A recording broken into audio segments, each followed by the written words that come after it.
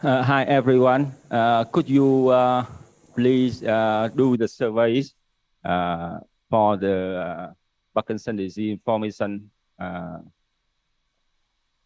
These surveys you can check the we are.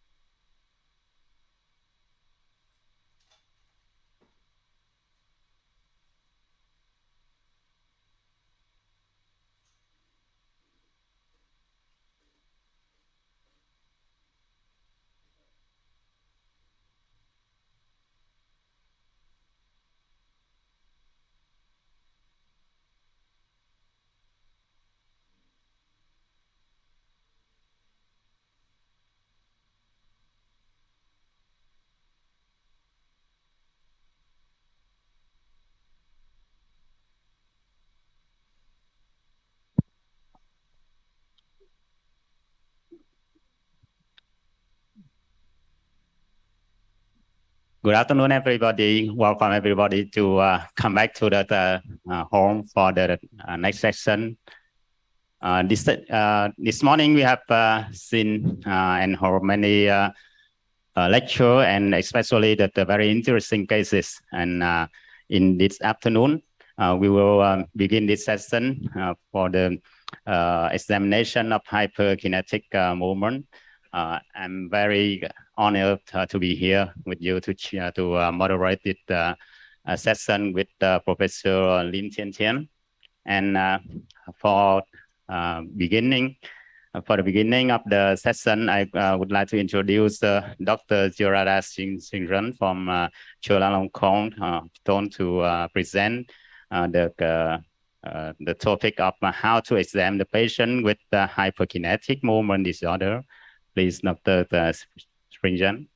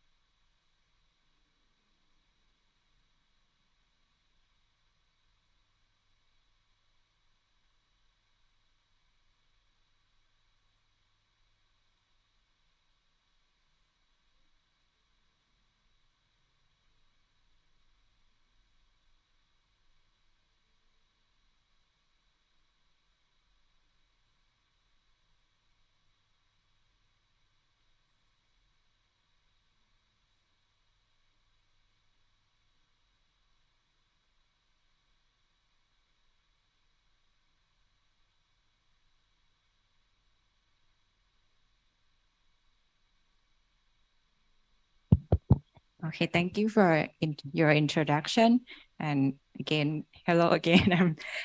In this afternoon session, I will come back with the session of how to examine patient with hyperkinetic movement disorder.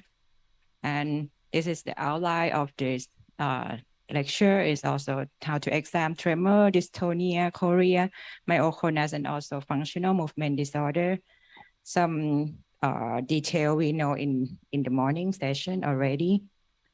And I would like to recap again for the definition of the tremor is the rhythmical sinusoidal oscillation movement, which is the oscillation is one of the key of the definition of the tremor.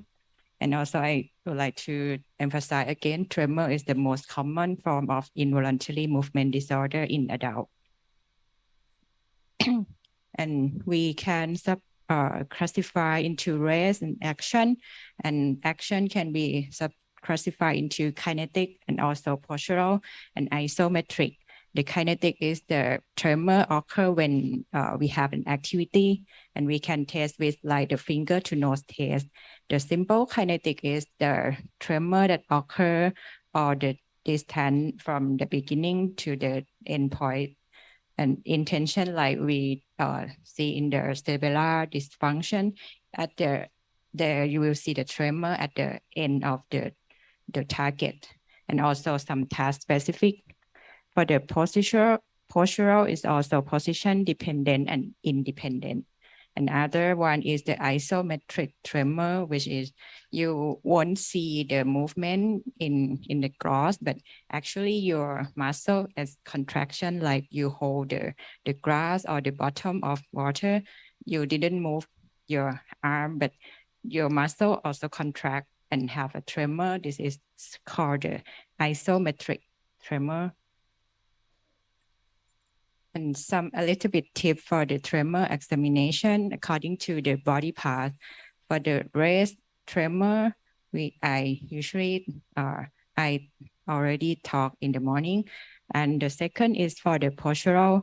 First, you ask the patient to extend the patient arms in the outreach position in the pronate, and then ask them for supinate. And then maybe you ask them to perform like a bend of their elbow, like a wing beating position. And for the evidence of the kinetic or intention tremor, you perform the finger to nose test. But the key is you have to ask the patient to reach to the end of the distance of the patient arm to see all the component of the kinetic tremor.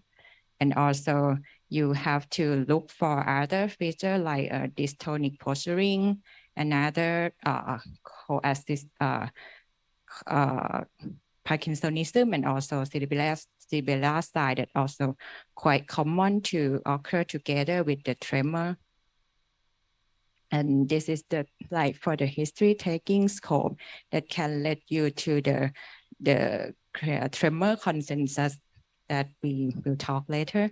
You might get from the history like the part of the body that have tremor, how long did you notice it, or under the circumstance like action or rest, and where is the tremor spread, what the temporal cause of the tremor, is its impact your physical or social or not, and do you have other neurological or systemic condition or other medical use of family history.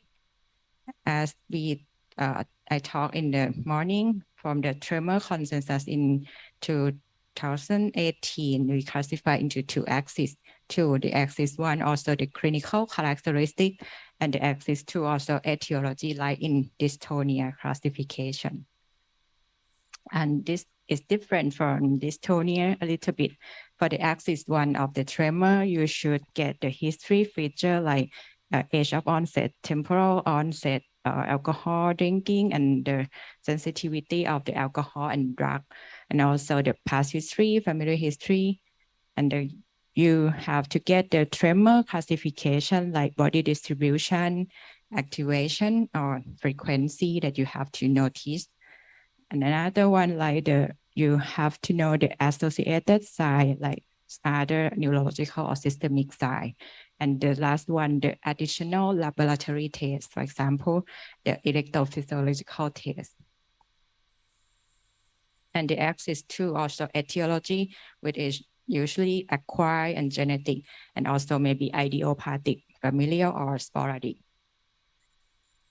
And when you get the information from the axis 1, and then you can group or summarize into the tremor syndrome. For example, the action and rest tremor are the predominant side in the essential tremor or essential tremor plus, or either enhanced physiological tremor that I cannot go deeply into every tremor syndrome. And the second one might be focal tremor. The third one is task-specific tremor. The next one might be orthostatic tremor. And you have to look for the tremor with prominent additional side or other. So I recap this video again for the tip of the examination of the essential tremor patient, or might be the prominent postural or kinetic tremor.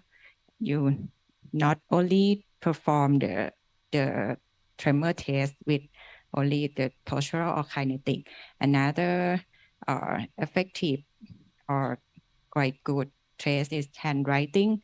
In the severe essential tremor, they like illegible handwriting in or the big one with the shaky characteristic. Or you can test patient to water pouring to test their capability, and the water usually split out from the grasses. And you can use the Archimedes spiral drawing. It is usually the axis of the tremor amplitude, like the 60 degree in the case of essential tremor, or it's easily that you can spot the shaking of the tremor on the spiral. Okay, let's move to the next video. And I will ask you what is the diagnosis in this patient. If anyone want to volunteer to guess the diagnosis, please raise your hand.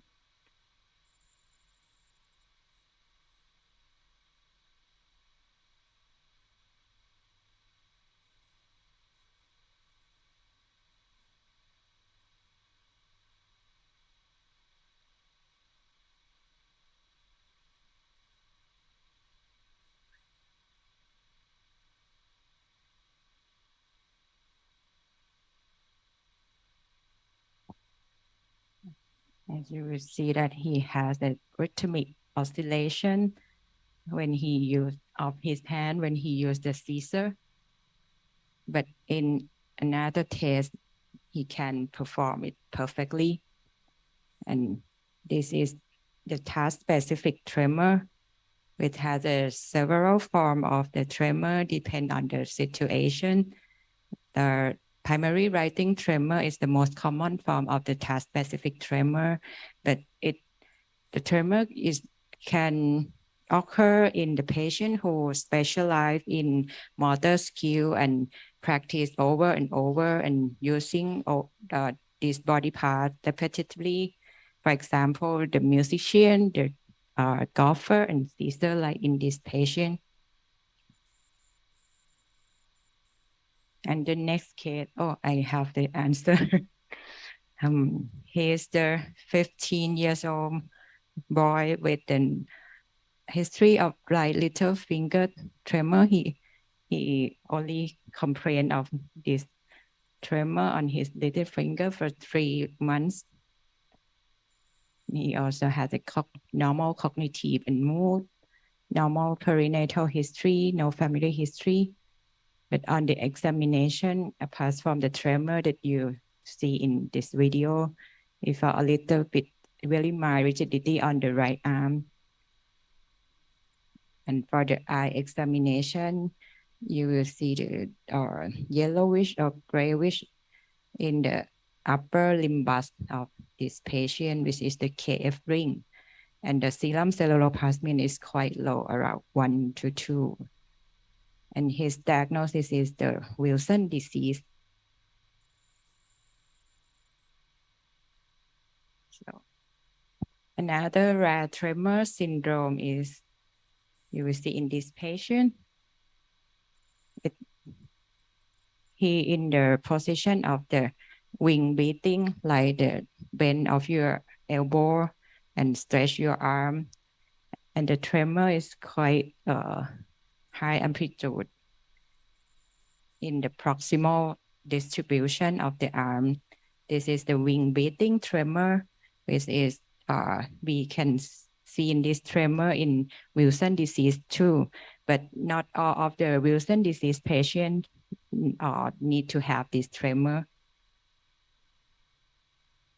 So let's move to another part of the tremor, like neck and legs.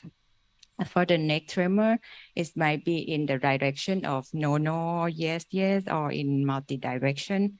And you have to look for the maybe subtle dystonic posturing like an torticollis or the shoulder elevation, apart from the examine, that will be maybe more prominent when you see the patient when they're walking, and the subtle dystonia will be more elicit.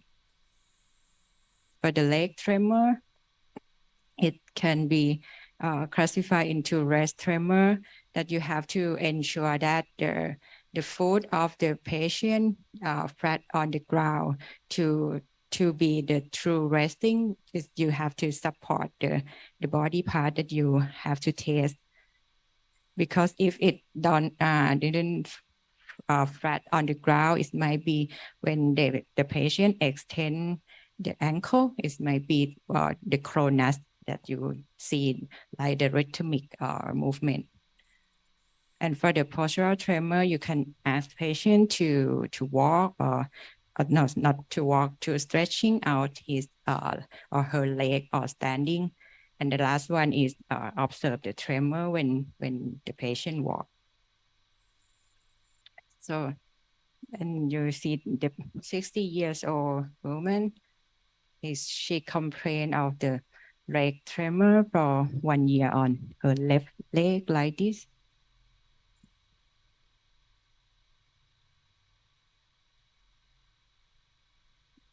Actually, her foot didn't press to the ground for the whole of her foot, but she has the tremor.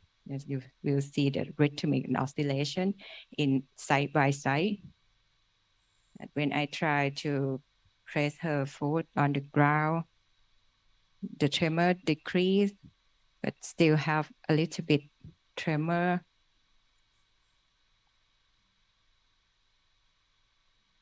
When I in the third.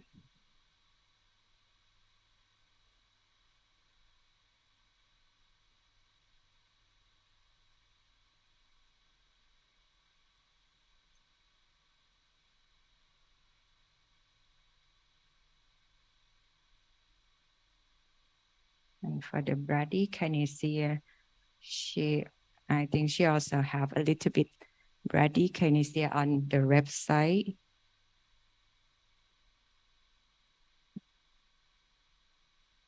This is the toe tap.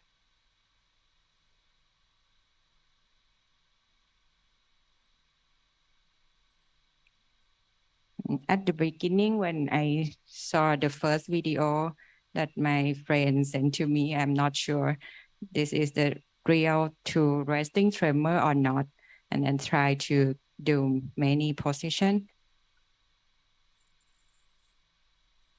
Another, apart from the my bradykinesia, she also have a rigidity on the left side. So I tried levodopa in this patient, and she returned with maybe 50% of the clinical response.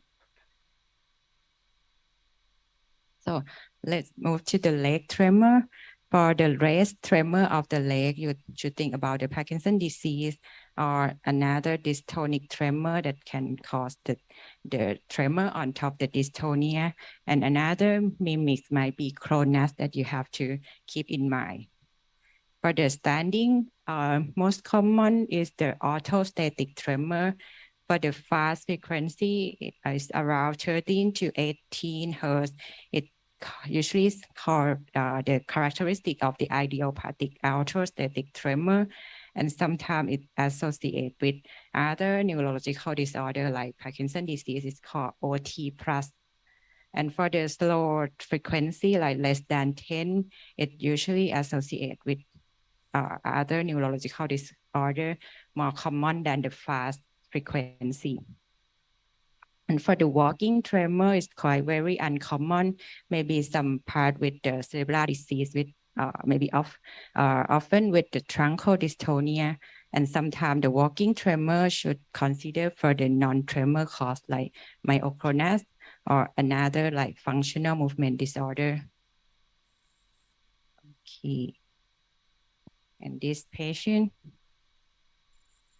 you will see that she has an abnormal posture on her neck with a tremor on top. And sometimes tremor when on her hand. And she is the dystonic tremor, which is a spontaneously oscillation, rhythmical, and although often inconsistency pattern movement produced by contraction of the dystonic muscle, and maybe exacerbated by the attempt to maintain in the primary posture. This is the comparison for the essential tremor, Parkinsonian tremor, and also dystonic tremor. Let's move to the next one. Which, after you see the video, which one do you think has the essential and which one do you think has a symptomatic?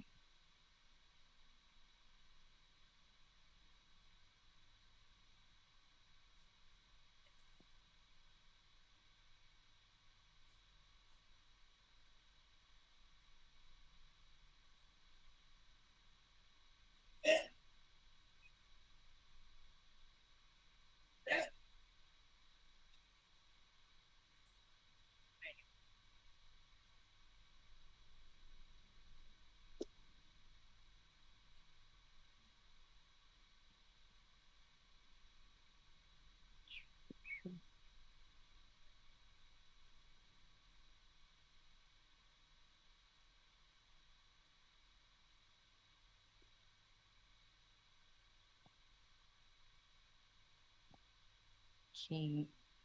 For the first patient, you will see the rhythmic movement of the whole palate. And if you carefully listen, you will hear the ear click sound. It's like click, click, click. It's very small. And sometimes he can stop the movement. The first patient is the essential palatal tremor, but in the second patient is you not only see the palatal tremor, but also have a tongue tremor and also have another neurological sign like a tongue deviation. Is the symptomatic palatal tremor with the lesion in the brainstem. So what is the palatal tremor? This is the rhythmic movement of the palate, and it can subdivide into essential and symptomatic. For the essential tremor in the patient, number one is the absence of the region, and you will find in some patient with voluntary movement in the essential palatal tremor. And this muscle that affect is the tensor villi palatini, the insertion of this muscle insert at the eustachian tube, so you can hear the ear click in the essential palatal tremor. And for the symptomatic palatal tremor in the second patient, it usually have the lesion in the brainstem in area of Gillian-Morelet triangle, with include the red nucleus, olivary nucleus, and also dentate nucleus. And is the muscle that involved in the different muscle from the essential tremor, so you didn't hear the ear click in the symptomatic palatal tremor. And this is another cranial tremor. For the tremor examination, you have to keep in mind there might be other tremor mimics. For example, cortical tremor, which is actually the cortical myoclonus, that quite rhythmic, that can be found in familial or idiopathic, maybe in MSA. The another one is the atitosis. The atitosis is the distal hand dystonic posture and also in choreiform movement, but sometimes it can manifest like rhythmic, so it might be confused with the tremor. And another one that I mentioned is the cronus. For the dystonia, as the sustained or intermittent muscle contraction that cause abnormal posture and repetitive movement and posture. Again, I will show you the generalized dystonia patient, which is involuntary, relatively sustained or intermittent muscle contraction, and usually produce the twitching that you see that in her neck, her arm, and her trunk, which is the twitching and repetitive of the movement with an abnormal posture. This patient is the generalized dystonia from the cerebral palsy, from the birth asphyxia. This cerebral palsy can cause the delayed dystonia. Apart from the abnormal posture, other phenomenology or sign that we should look for in the dystonia patient, like for example, the outlying spasm, muscle hypertrophy, the directional preponderance,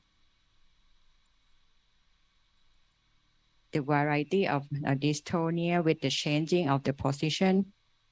And usually dystonia increase with the voluntary movement. And sometimes it worsen with the stress and fatigue. And sometimes it improves during sleep.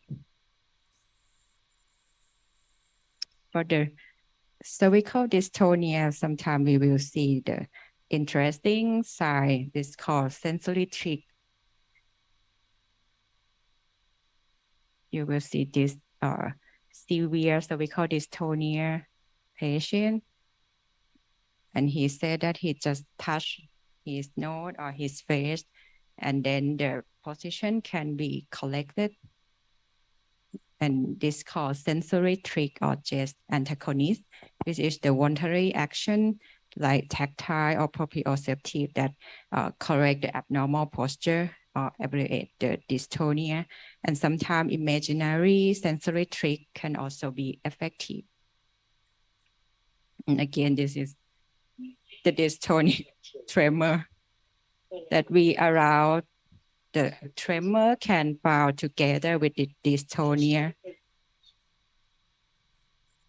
And this one is the example of the writer cramp patient, which is one of the task-specific dystonia. She didn't have any dystonic position in every situation except for when she start to write. You see that her arm is straight, and then the abnormal posture overflow to the elbow and sometimes to the shoulder, which is called the overflow of muscle contraction. And when you ask her to write in the left hand, and you notice on the right hand that has elicit the dystonic posture, which is the Miller dystonia. Okay. Again, for the axis of the dystonia in order axis 1 and 2, like I mentioned in the morning. Okay, let's to next patient. She is the 40-year-old female and feel like her leg is contract and has an abnormal posture when walking, usually in the evening for 4 months. And she has normal walking in the morning. Other no pain, no weakness. She has doctor with no normal cognitive and no other past medical condition. And she has a family history of her grandfather suspect diagnosis of Parkinson's disease at the age of 80 years old.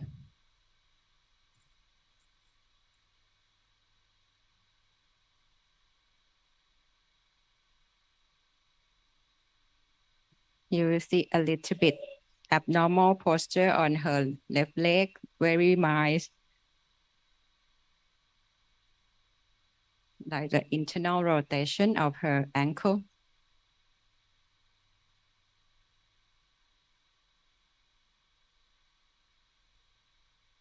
And sometimes it looks like she has weakness on her left leg, but actually we test the weakness. She has no weakness.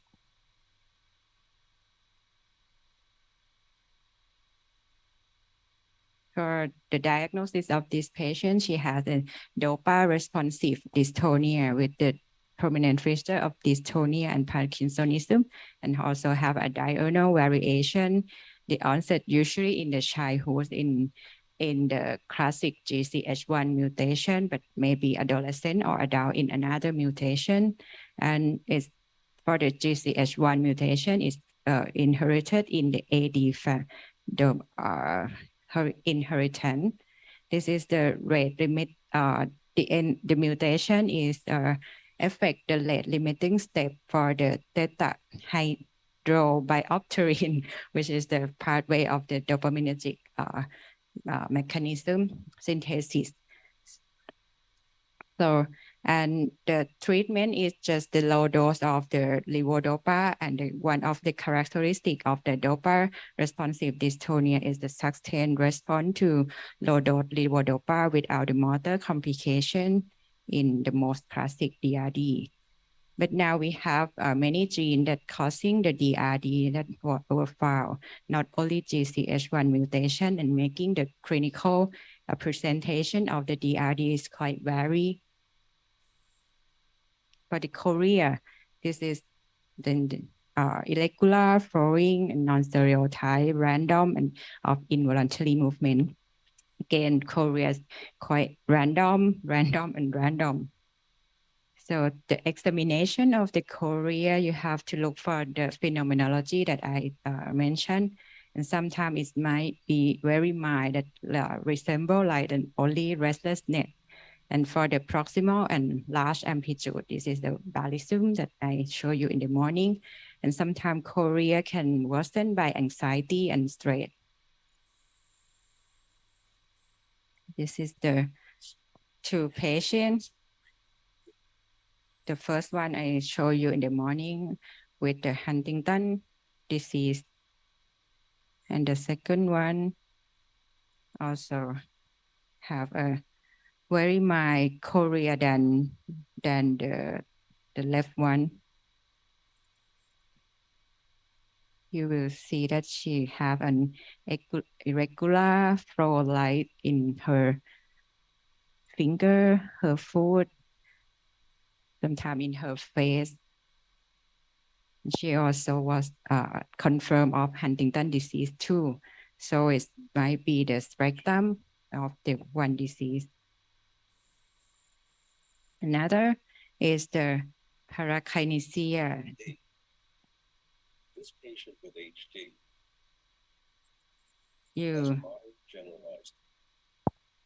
He also a Huntington disease patient and have a generalized chorea, but you will see that he frequently touch his glasses, his mouth, or any part of the body. This is called parakinesia. This is voluntary or semi-voluntary movement, such as touching the face or adjusting some part of the body to hide his chorea. This is called parakinesia. Another interesting examination for the chorea, for the Huntington and sometimes found in Sydenham chorea is called hung-up reflex. This patient has a Huntington disease, and when you perform the knee jerk, you will see the delayed relaxation of the knee, which is the hung-up reflex that can be found in Huntington disease and sometimes in Sydenham chorea. For the examination step for the chorea, you have to look for the feature to exclude other like pseudoathetosis, which can be look like chorea, but it is from the impairment of the proprioception. It may be more severe when the patient close their eye and impair the proprioception test. And then you can determine the distribution of the chorea and try to find the other side. And this is the huge risk of chorea, cause of chorea. Maybe you can divide into hereditary or acquired, and then you find another possible cause. The cause of chorea is usually from the general medical condition like SLE or metabolic disorder. And the next one, you will see chorea on her right hand, which is the hemichorea. That you keep in mind that hemi lesion, you might think about the contralateral structural lesion, or maybe some metabolic like non-ketotic hyperglycemic chorea. But the answer of this patient will be in the next session. Okay, let's move to the myoclonus, which is the brief, intermittent, shock light, and jerk light. You have to identify this is the true myoclonus. Myoclonus is negative or positive. And what are the clinical characteristics of the myoclonus and anatomical and etiology? You have to keep in mind that myoclonus is the clinical sign, is not the diagnosis. Again, I would like to recap for the classification according to the clinical classification and physiological classification. So this is the example of the cortical myoclonus, which is usually in the distribution of the distal limb and action induced. This patient have a hepatic encephalopathy when he stretched out his arm like this, and then have a postural lap, which is called the negative myoclonus, or you might be sometimes like asteresis, can't remember. And for the subcortical myoclonus, the distribution is goes to your axial and your body. In this patient, it's quite common for the consultation from the medical department, like after he has the cardiac arrest, and then you can resuscitate our ROSC. And after that, this patient develop the jerky movement like this. Is usually generalized multifocal myoclonus, maybe predominantly axial and sometimes proximal part of the arm and leg. And this is the post-hypoxic myoclonus, which is the poor prognosis in the patient with cardiac arrest. They have two forms of the post-cardiac arrest myoclonus. The previous one is the immediately form. The next one is the delay form, which can cause the axial myoclonus and sometimes with a little bit intention limb myoclonus, but the axial is prominent. It's called the Lance-Adams syndrome. The patient usually has a like bouncing gait, that I show you.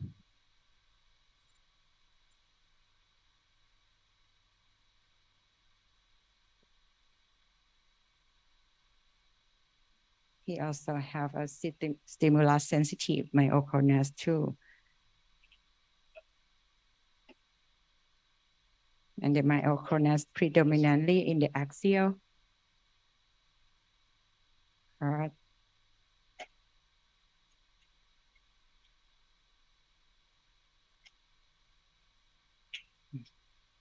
It's very difficult to stand.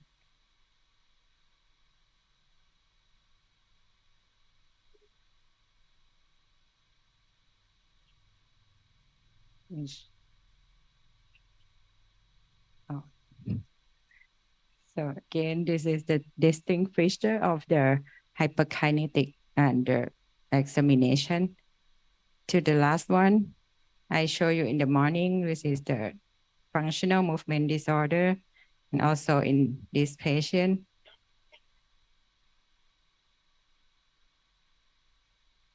He also has a tremor on his right leg, and waxing and waning, and sometimes it's distractible when he perform another volitional movement.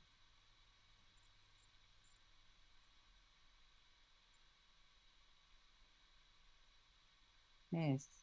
For the functional movement disorder, the clinical clue might be acute onset, waxing and waning, changing in movement over time, and maybe can migrate from one part to another part, and maybe absent of the should be his sign in the circumstance disorder, and maybe have a history of psychiatric disorder, and maybe get a secondary gain. For the examination, it might be different tests to perform. For example, the distraction with the movement can disappear when with the distraction that I will show you in the next video, and reappear again when the nothing to focus. And the movement can vary in the frequency and entrainable. Sometimes fake dystonia might be one of the suggesting feature of the functional movement disorder. For this patient, she has a functional movement of tremor on her right hand.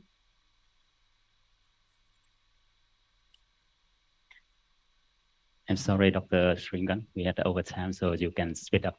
Thank you. Yes, thank you. And this is the distractible. We asked her to perform the hand open and close, and the tremor is disappear. And this is the entrainment. We ask her to perform the rhythmic movement, and the frequency of the functional side will follow the same tremor as the voluntary side. Like this is essential tremor, as entrainment, sorry. And this is the list of another possible functional tremor. And this also take-home message to examine the hyperkinetic to find the prominent feature, look for the mimics, and also be careful for the diagnosis of the functional movement disorder. Also, thank you. Thank you very much, Dr. Jirada. Very excellent overview on the how to examine the hyperkinetic movement disorders. Maybe we can allow one question in because of time. Try to.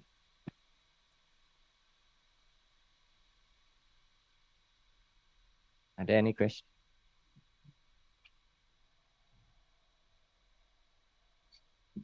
Thank you for your very interesting presentation. And how about the differentiation between tremor, essential tremor, and tremor caused by hyperthyroidism? Yes. For the from tremor in the thyroid, hyperthyroid or Graves' disease, it usually involves the fine tremor on the finger. But for the essential tremor, like it's more prominent on the wrist, and also have a kinetic tremor, which is quite different from the hyperthyroid tremor. Okay, thank you very much. I think we have to move on because of time. So next we will have the video-based case discussion on hyperkinetic movement disorders. So I'd like to invite two speakers, Dr. Suppata Metharakchep from Chulalongkorn Center of Excellence for Parkinson's Disease and Related Disorders, and together with Dr. Khang Vo from the Movement Disorders Unit Neurology Department in this hospital, University Medical Center, Ho Chi Minh City, Vietnam. So can we welcome them?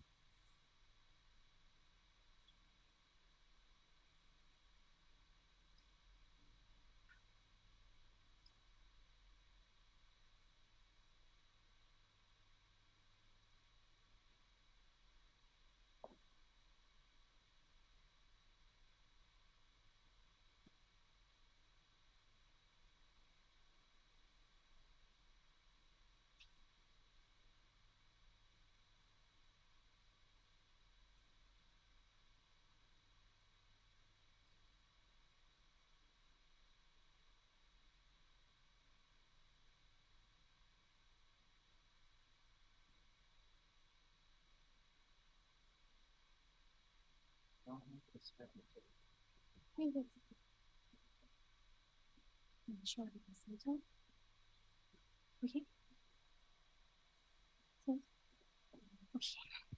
So good afternoon, everyone. It's an honor and privilege to speak today. And thanks for a very warm welcome here. This session is a video-based case discussion on hyperkinetic movement disorders presented by me and Dr. Khang Vo. And we will show many interesting cases and discuss the phenomenology of the movement and the possible etiologies. I'm Suppata Metharakchep from Juฬา PD Center. Let's start with the first case. This is a 30-year-old Thai female patient presented with an acute onset of abnormal movement on her right arms and leg. She cannot control the movement and deny any urge to move.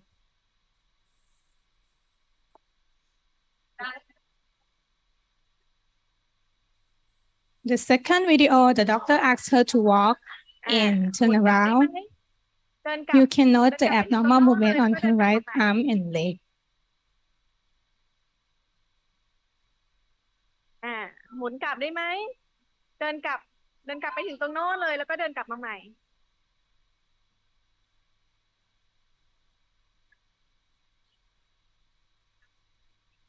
So what is the phenomenology in this patient? So I will recap. From the video, you can see that this is a hyperkinetic continuous flow of random movement, non-rhythmic movement. These movements are involved both in the proximal and distal of the right arm and leg. And some of them are slow dance-like movement, and some are mild, violent flinging movement on the proximal part, and it involves just only on the right side. So it's hemichorea hemibarism. This is a spectrum of the chorea. Acetosis, chorea, and barism are spectrum disorders. They can be hyperkinetic. They are also the hyperkinetic, involuntary, and non-rhythmic movement. Acetosis tend to be involved in the distal parts of the limb and characterized by writhing and slow movement. And chorea is a character by dance-like movement that fall from one body part to another. And finally, barism typically involved in the proximal part of the limb and more rapid character as the violent flinging movement. And in this case, the chorea is involved in only one side of the body. So from this body distribution, the structural cause like vascular disease, stroke, and others should be considered. As well as autoimmune consider can be present like this too, like in Vietnam, Korea. So we do the investigation and it show a high assay titer, and a throat swab culture was positive for Streptococcus. So we diagnosed of the Vietnam, Korea for her, and she was treated with the penicillin. But however, the movement still relapsed. So she went for the further investigation.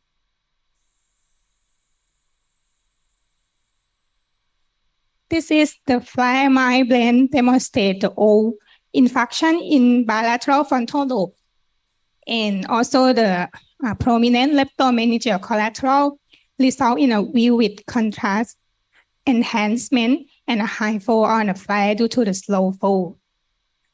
These are called IV side. Do you want the audience to maybe make a guess first? Okay. Yeah. Okay. So I think the guest can guess what is the diagnosis. Just any volunteer. Or anyone who disagree with the phenomenology or has other comments on the phenomenology just now. Or perhaps a differential diagnosis. Anyone?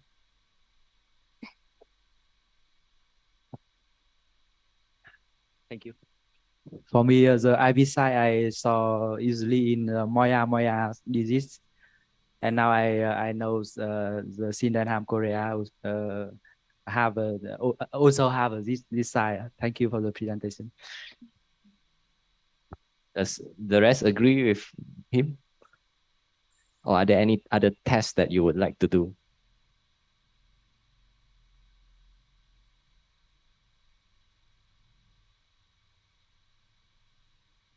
What else would you like to proceed?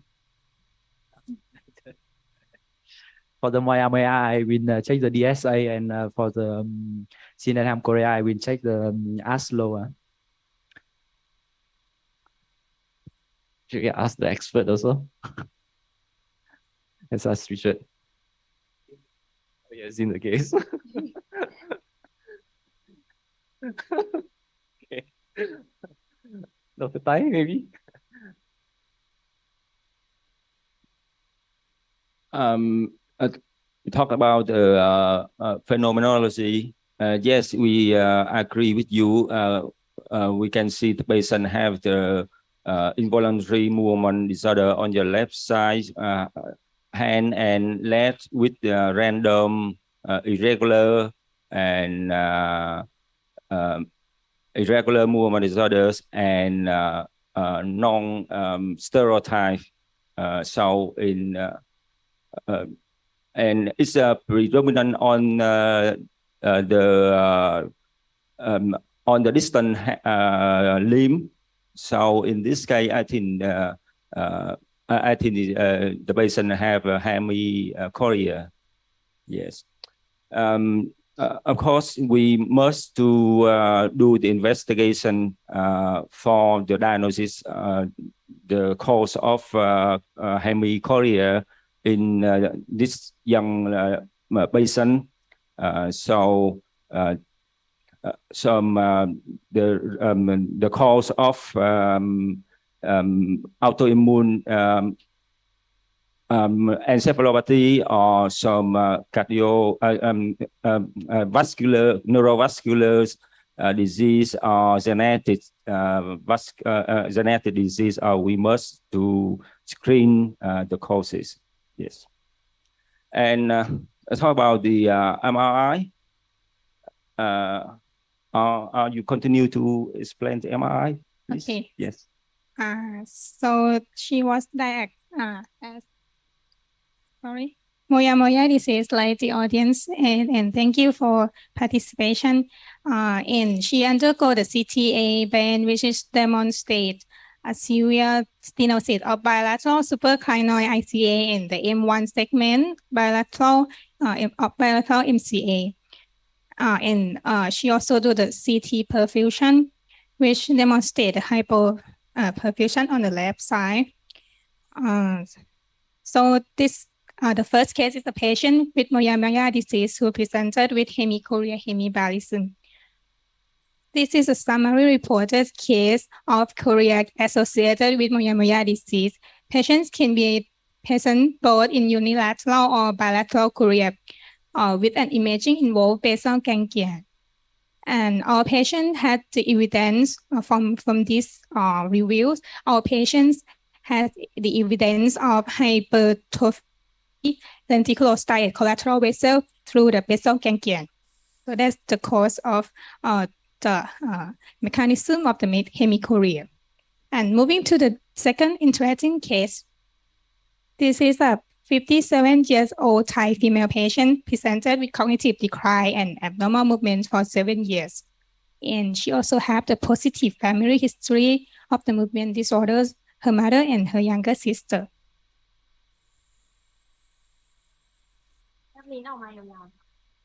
The first video, the doctor asked the patient to stick out the tongue and hold it for a while, about 10 seconds, but she cannot do it. And in the second video, the doctor asked her to hold a grip, and she cannot do it too. This patient presents with generalized chorea that involved in her both arms, leg, and feet. But the ones I want to ask, that's what is the sign in the video, the first and second video. Anyone want to guess? Any volunteer? What is the sign that is shown in the video?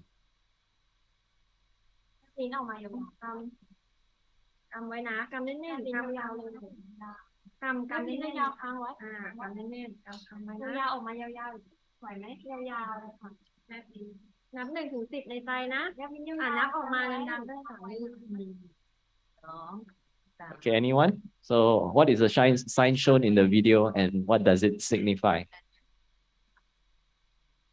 The audience from the virtual can type in the chat.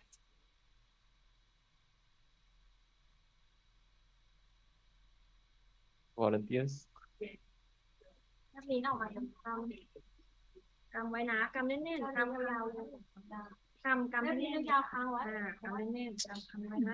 Maybe we can discuss it in terms of the description if we don't know the name of the sign. Why, for example, that patient couldn't keep the tongue sticking out? ค้างไว้ได้เด็กไม่ไหวแล้ว Okay. เอา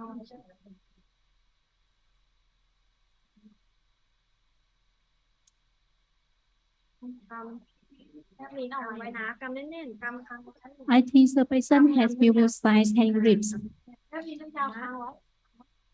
Yeah.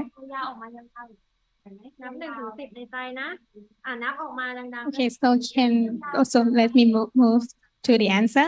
Okay, so this is the model. It is called the model in persistence, and is an inability to maintain the voluntary contraction.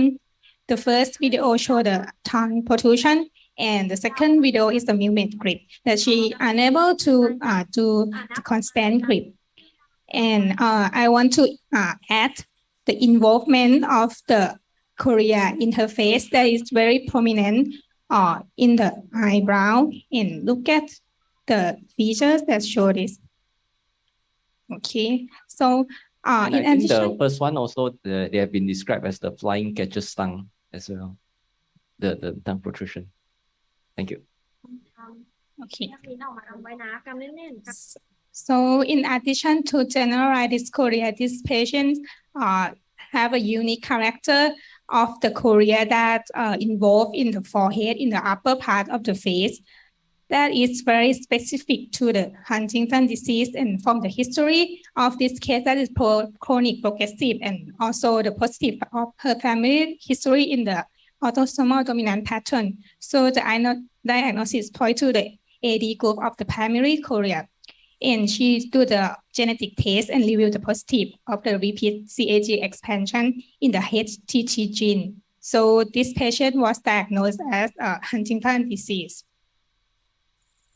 So this is a brief review of the Huntington disease. It's an autosomal dominant result from the CAG repeat expansion in the HTT gene. And the onset of the disease is 30 to 50 years with the anticipation, which means that the age of onset become earlier in the next generation as the result of the rising of the repeat expansion and of the offspring. And the clinical triad of presentation in Huntington disease includes the movement disorders, neuropsychiatric, and the cognition.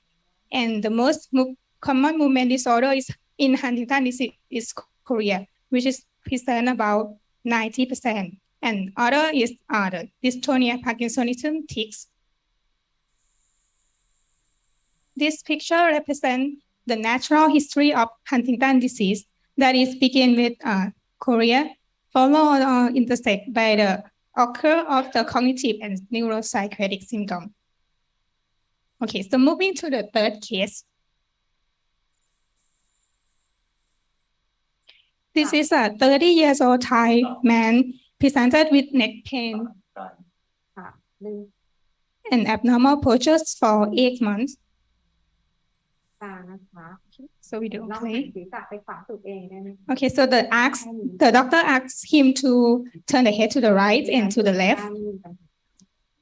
And then moving to the neutral position.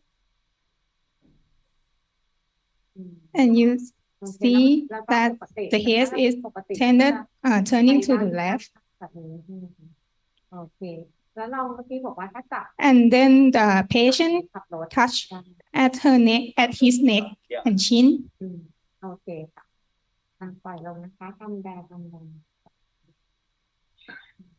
Okay, so what is the phenomenology in this patient?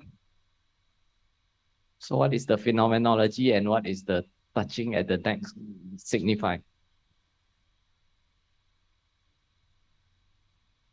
I think this is cervical dystonia and sensory. Okay. So correct. Okay, so let me recap. This is the hyperkinetic, non-rhythmic, involuntary, and with an abnormal posture. And the action that the patient trying to lessen the severity of the abnormal postures, like touching his chin or neck or anything, like some wearing a scarf. So it's called sensory tricks, and it is the compensatory gesture of patient with dystonia. sorry. And in this case, the involve of the dystonia only in the single region. So it's called focal dystonia. And the region is a cervical dystonia, as the audience answered. And to give a specific term, the head is turning to the left. So we are called a left torticollis. This is how we approach to dystonia. It consists of the axis 1, the characteristic of the dystonia, and axis 2, the etiologies. In this our case, the body distribution is focal, just single region. And we also do the C-spine MRIs, and it's one negative. So this patient was diagnosed with primary cervical dystonia. So this is the recap of the cervical dystonia. This is the most common focal dystonia. The onset is 30 to 50 years and more common in women than men. And occasionally with the head or dystonic, the head dystonic tremor, and the neck and shoulder pain occur in 75%. And the sensory tick like you see in the video. And broadly divided into 4 groups: torticollis, laterocollis, anticollis, and letocollis. The secondary torticollis can be caused by the neck injury, atlantoaxial dislocation, and cervical disc disease, and also tardive dystonia, which is from the drugs induced movement disorders. And in tardive dystonia, letocollis is common. The treatment of cervical dystonia can include rehabilitation, that is the adaptation techniques, and optimizing the sensory tricks, and the oral medication, which include the drugs that involve cholinergic, GABAergic, and dopamine system. That report some benefit, but are limited by the side effect. And botulinum toxin injection that are the approved in this box is the type of botulinum toxin that has been improved. And the DBS in globus pallidus internus may be affect the treatment of cervical dystonia in some series. Other primary adult onset dystonia include the blepharospasm, which involve the abnormal contraction around the eyes, as you see in these pictures, and the oromandibular dystonia that truly consists of various of subtypes. In this picture is a jaw opening type, and the limb dystonia, such as the rider cramp, that the dystonia present while patients are riding. This table summary of the primary adult onset focal dystonia. Okay, so moving to the next case, my last case. This is a 37-year-old Filipino man presented with chronic disturbing abnormal postures. He born in the Philippine island of Panay. First, so can anyone guess describe the phenomenology or guess the etiology? Just broadly the group of the etiologies, not the specific disease. Your answer is down there. But maybe the phenomenology. Okay, so the answer is down there. So I recap the case. Okay, so okay.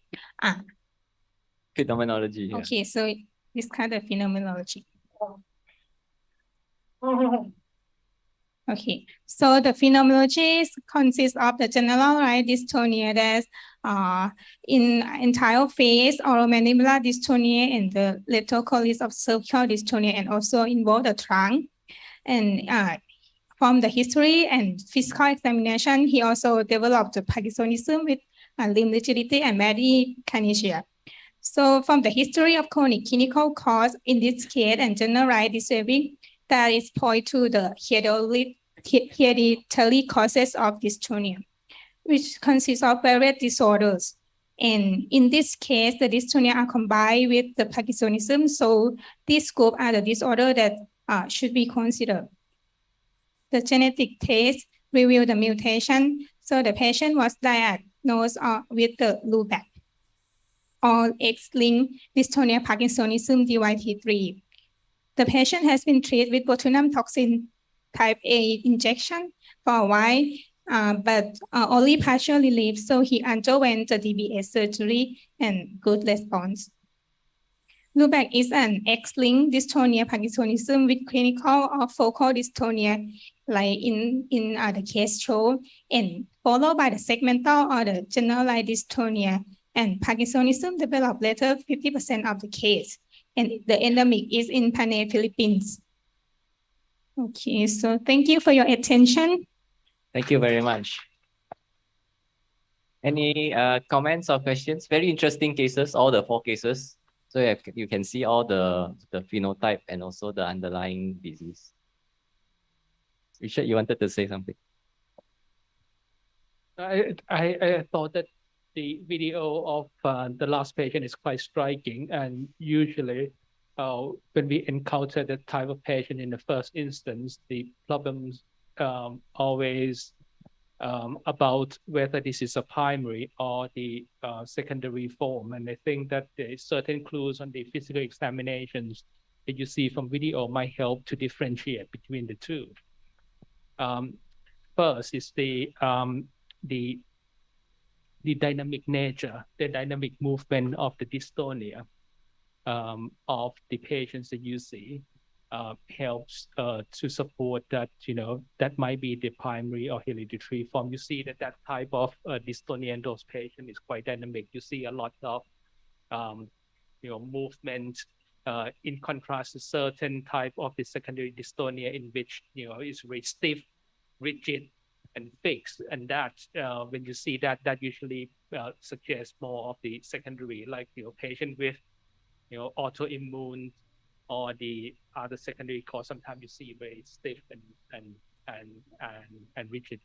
And the other thing is the absence of the other neurological signs. But usually, patients who have this type of general dystonia with a lot of dynamic movement, it's very hard to do physical exam.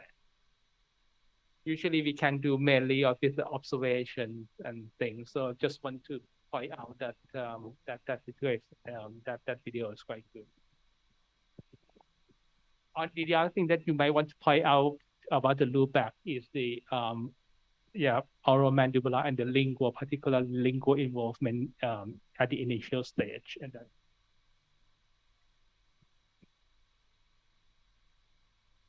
we see a lot of those when we went to Philippines some years back. We went to they brought it to the conference hall, all the patients, mainly dystonia, Parkinsonism. So this combined 2 features, and they get a lot of this oromandibular dystonia.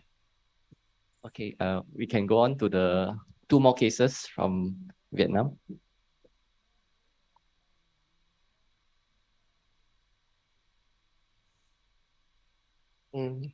Okay, thank you so much for your great cases from Dr. Suppata. I am Khang Vo from Movement Disorder Unit at University Medical Center of Ho Chi Minh City, Vietnam. And today I will present my 2 cases on hyperkinetic movement disorder. My first case is a 68 years old male who admitted to our hospital because of his abnormal movement on his right arm. 10 years ago, before admitted to our hospital, he has my dysarthria and dizziness and my weakness on his right side. He was diagnosed with the left bronchial hemorrhagic stroke and hypertension. And after discharge from the hospital, he only had my weakness on his right side with the modified Rankin scale was 2 points. But 4 years ago, he started to notice about his abnormal movement in his right arm. And this abnormal increase day by day and affect his daily activity. He usually used medication with Ambrad 1,000 milligrams per day, but modest improvement was recognized. And after the hemorrhagic stroke event 10 years ago, his blood pressure was under control with amlodipine 5 milligrams per day. And on examination, I will summarize the patient has just my weakness on his right side, with abnormal movement on his right side. We collect it in the next video. The abnormal Babinski side accessory deficit on the right side. Okay, you can see in this video, the patient has a rest oscillation of his right arm with flow frequency. And when in the posture, still the flow frequency, but the amplitude is increased. And next, when the patient moving by in action, the amplitude of this movement increase in maximum. Okay. Can you tell me this phenomenology of this? Can you tell me the phenomenology of these cases? Yeah. So what is the phenomenology here?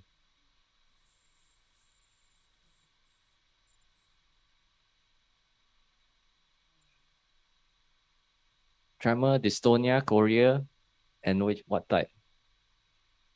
Anyone? Yeah. Yes. At rest, the patient has oscillation movement in the proximal and distal right arm. You can see in this video. Yes, sir. I think he has hemiplegism. Hemiplegism. Okay, thank you so much. And you have another questions, another phenomenology for these cases. If hemiplegism is more flinging type of movement. So you look at the phenomenology at rest and also at posture, and he gave a hint there. You want to play that again at the one at rest? Play again. Yes, I will play it again. Okay.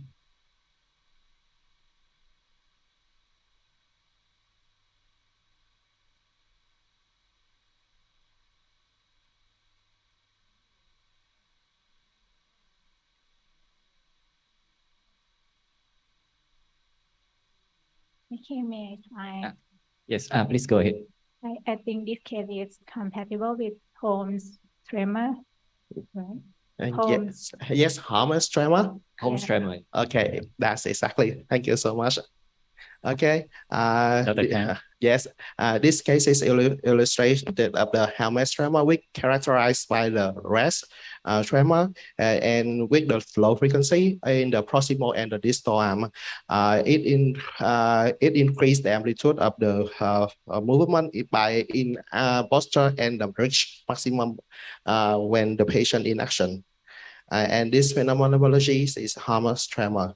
And we check again the patient's imaging with the all lesion in the hemorrhagic stroke at the left one side, as you can see in this MRI.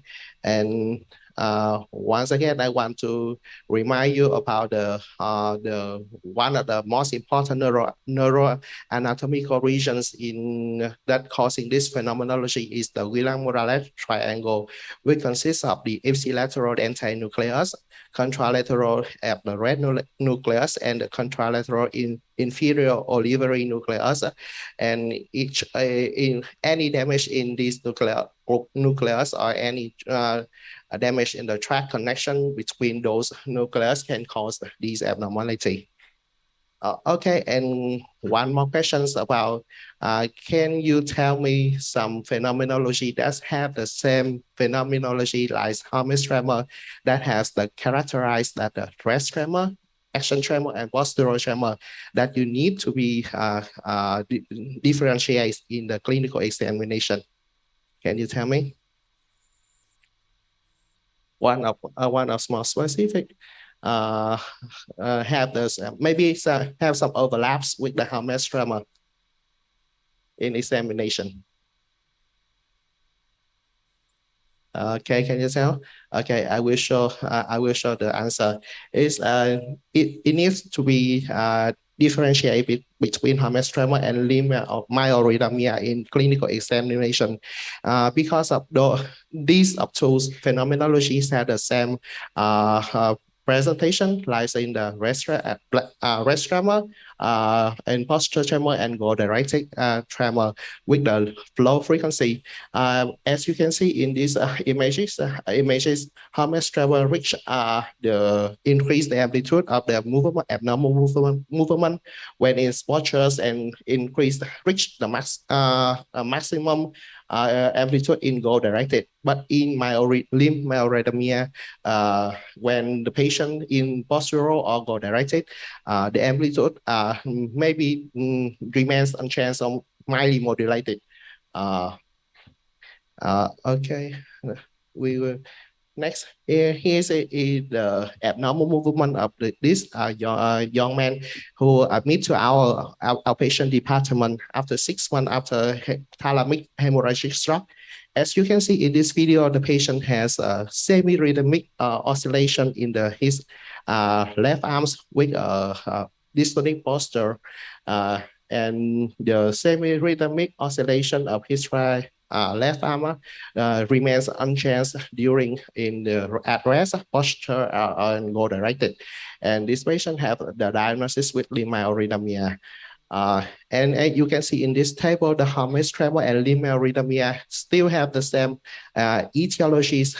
Usually after the ischemic stroke or hemorrhagic stroke at the brainstem and the Guillain-Barré triangle.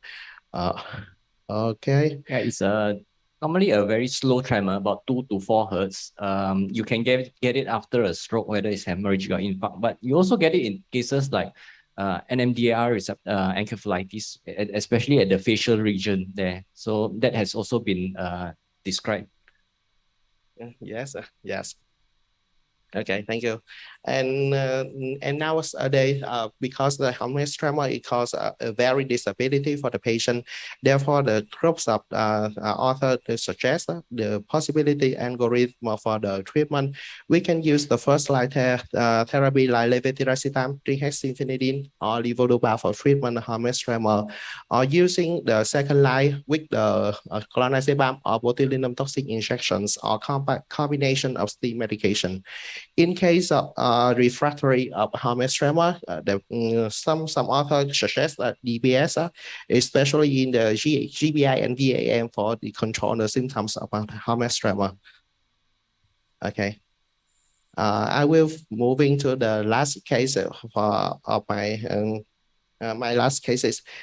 My last case is about 57 years old male admitted to our hospital because of his dizziness. He has the previous history of 10 months ago were diagnosed with the ischemic stroke. He had the my right side weakness residual, but recently about 2 weeks, he complained about his dizziness and imbalance when walking, but with no trauma. He has mild dysarthria, but no limb weakness increase and no ear click. On examination, with my right-sided weakness and Babinski side on the right side, we can recognize the abnormal movement of the palatal. As you can see in this video, this is the rhythmic movement of the soft palate with the low frequency. And in the presentation of Dr. Jirada, you can call it is a palatal tremor. But in this phenomenology, in the 2019-17, the classification of the MDS were using the phenomenology palatal tremor. But for some other authors, they use the phenomenology with the palatal myoclonus, because just only the one muscle activate this condition. However, there's some another overlap between, because there are some the other movement associated with the palatal tremor, like the facial myarrhythmia. Therefore, some authors suggest the phenomenologies like the palatal myarrhythmia in those cases. And because of the patient's complaint of the new onset dysarthria and dysphagia, we recheck again the imaging of the brain. As you can see in this imaging, the lesion in the left midbrain, the lesion, But striking here is the bilateral inferior olivary hypertensity in the flare and T2 imaging.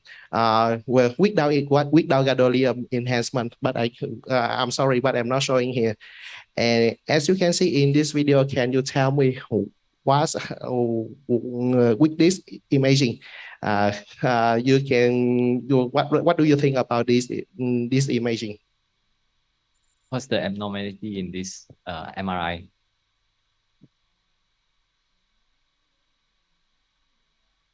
Which structure is that? Yes, and so the bilateral inferior olivary with the hyper intensity in the flare and T2 imaging without gadolinium enhancement.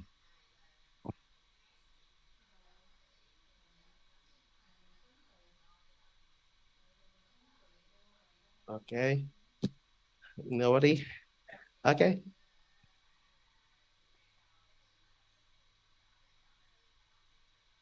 Yeah, in this case, a hypertrophic olivary degeneration. Okay, thank you so much. That's correct. And this imaging is the cause of the bilateral inferior olivary hypertrophy, and we usually call it the hypertrophy of the olivary degeneration. And this imaging we usually see it after about 4 to 6 months after the event that the damage to the Guillain-Barré triangle. And once again, I want to I emphasize that the Guillain-Barré triangle is one very important neuroanatomical regions in clinical practice. And usually when the primary lesions that affect to the dentatorubral tract that connect the dentate nucleus and the red nucleus is affected, we usually see only one contralateral of the imaging of the hypertrophy of the olivary degeneration. But when the lesions affect the central tegmentum tract that connects the red nucleus and the inferior olivary nucleus, or in some cases the lesion is the SCP, we can see the imagings of the bilateral hypertrophy olivary degeneration. And as you can see in this slide, the palatal, there's many causes that cause a palatal tremor or palatal myoclonus from the idiopathic, symptomatic, or in some degenerative or in some genetic can cause the symptom. And some new variant that maybe not variant, but the other clinical manifestation can associated with the palatal tremor. In this, the first video, you can see the patient has the palatal myoclonus, but the patient has some the oculomotor abnormality. We can consider ophthalmopsia. Ophthalmopsia is a very disability for the patient with the palatal myoclonus, and in these cases we can cause it the phenomenology of the oculopalatal myoclonus. And in the second video, you can see the rhythmic movement of the left facials of the patient. Also after the brainstem hemorrhagic stroke, and she also had the palatal myoclonus, and therefore in these cases we can see the patient had a palatal myoclonus associated with the facial myarrhythmia. And therefore some authors suggest that the term the line of palatal myarrhythmia. Okay, and how about the treatment of the palatal tremor or palatal myoclonus? Because of the symptomatic palatal tremor does not a major source of disability, therefore we don't need to treat those symptoms. But in some cases, the patient has the ophthalmopsia, we can use the gabapentin or memantine to reduce those symptoms for the patient. But in some idiopathic palatal tremor, we can use the medication or botulinum toxic injections to reduce those symptoms. And And finally, before closing my presentation, I want to emphasize again, the Guillain-Barré left triangle is very important neuroanatomical regions, and it can, the damage, but any damage in this region can cause a various movement disorder. You can see in my presentation from the tremor, from the myoclonus, or some in myarrhythmia, and therefore we need to be recognized early to prevent from the further for the expensive treatment for over treatment for the patient. Okay, thank you so much for your attention. Thank you very much for Dr. Khang for your very interesting cases, and we have seen many interesting cases from the two speakers, and we maybe it's time, so we end the session now and move to another session. Thank you very much.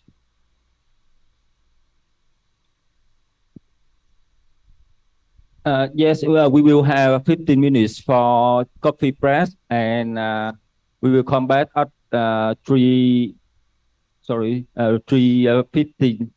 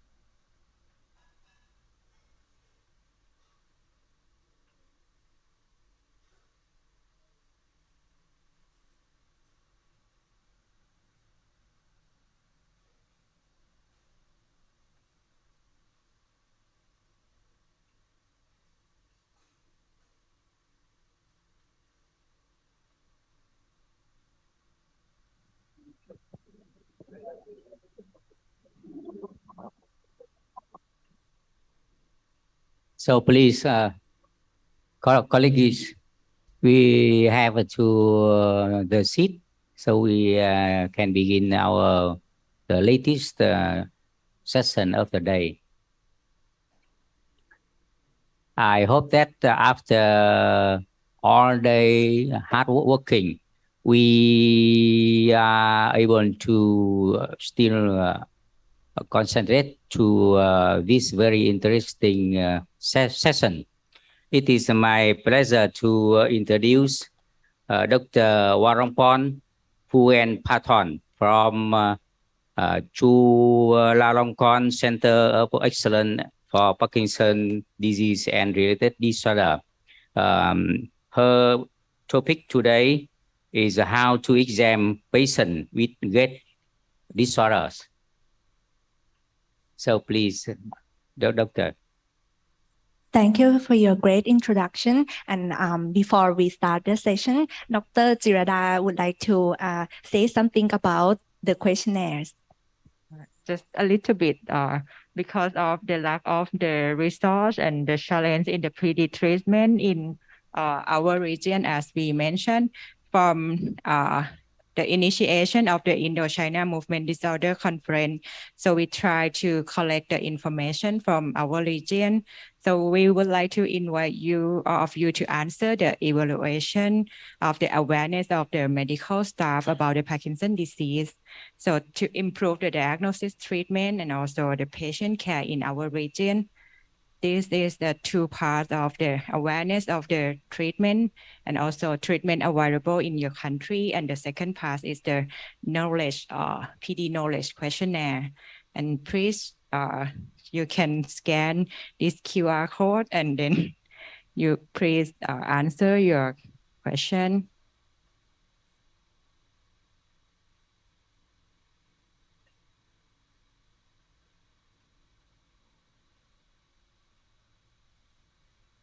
Yes, don't worry, you can answer that you want anything.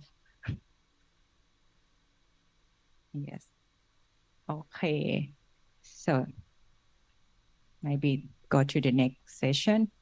Thank you so much.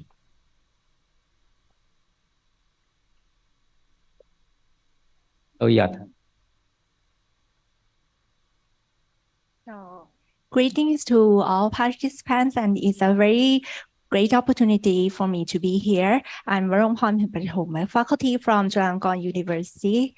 And today, I'm sure that gait disorders are common problems that general practitioners and neurologists face every day. So let's find out how to examine patients with gait disorders together in my talk, how to examine patients with gait disorders.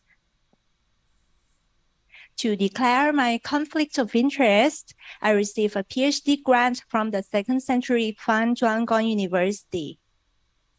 And before I give a talk about gait disorder, you have to understand about human gait and balance first. Human gait is a complex, rhythmical, and cyclical movement. It is controlled by a chain of movement disorders, a chain of command from cortex, basal ganglia, brainstem, spinal cord, and then peripheral nervous system. And what about the balance? Balance is the ability to maintain stance without falling or excessive lurching, which depends on multiple factors, including the vision, proprioception, vestibular sensation, and good motor control. After we understand the definition, we'll have to understand the pathophysiology. This will enable us to correlate and understand more about the clinical manifestation. As I said, that gait is controlled by a chain of command from the central and peripheral nervous system. First, when we want to walk, we'll have to know where to go, and then we initiate the walk from the frontal cortex, which then sends the signal to the mesencephalic locomotor region in the midbrain, and then send the signals to the pons here, then goes to the spinal cord. After that, the signal, when the descend to peripheral nervous system and activate the gait or locomotion. This correlates with classification of gait abnormalities. Abnormalities of frontal area will contribute to highest level gait disorder, including the frontal gait disorder, the cautious gait, the cyclotonic gait, and then the abnormalities of brainstem, including the midbrain and the pons, and also the spinal cord will contribute to the middle level gait disorders. And then the abnormalities of the peripheral nervous system will contribute to the lowest level gait disorders, including the steppish gait and the waddling gait. So we'll talk about these abnormalities later on. Next, let's move on how to examine the gait disorders. We have already understood how gait abnormalities occur, which will contribute to what we should notice in gait examination. So in this topic, we'll focus on 3 topics, including the basic knowledge of gait examination, the details we should focus on, and the differential diagnosis. For the basic knowledge of gait examination, you have to know that steps of examination begins with sitting, quiet standing, walking straight for about 3 meters to evaluate the standard time up and go test, then advise the patient to turn and then walk back to the chair. What is the time up and go test I mentioned? The time up and go test is as its name, the standard time which patient stands up and walk. So we measure this as an objective gait measurement. It's a representative for gait measurement. So you can also advise the patients to perform the spatial test if needed, including walking backward, doing tasking like counting the numbers while walking, or walking through the narrow passage. I'll have to emphasize that details of each step can be used to differentiate between disease and gait disorders. And now, what details should we focus on? We learned about the gait examination, the normal gait examination. Now, what details should we focus on? Well, we are going to the abnormalities of each step. First, we are going to these 2 steps. At the sitting position and quiet standing, we'll have to monitor for the posture, balance, and motor activity. What abnormalities would we detect in these first 2 steps? The abnormalities include postural abnormalities or the postural abnormalities of head and trunk, which can be best observed when patients sit or stand. Then let's see the differential diagnosis based on the abnormalities detected.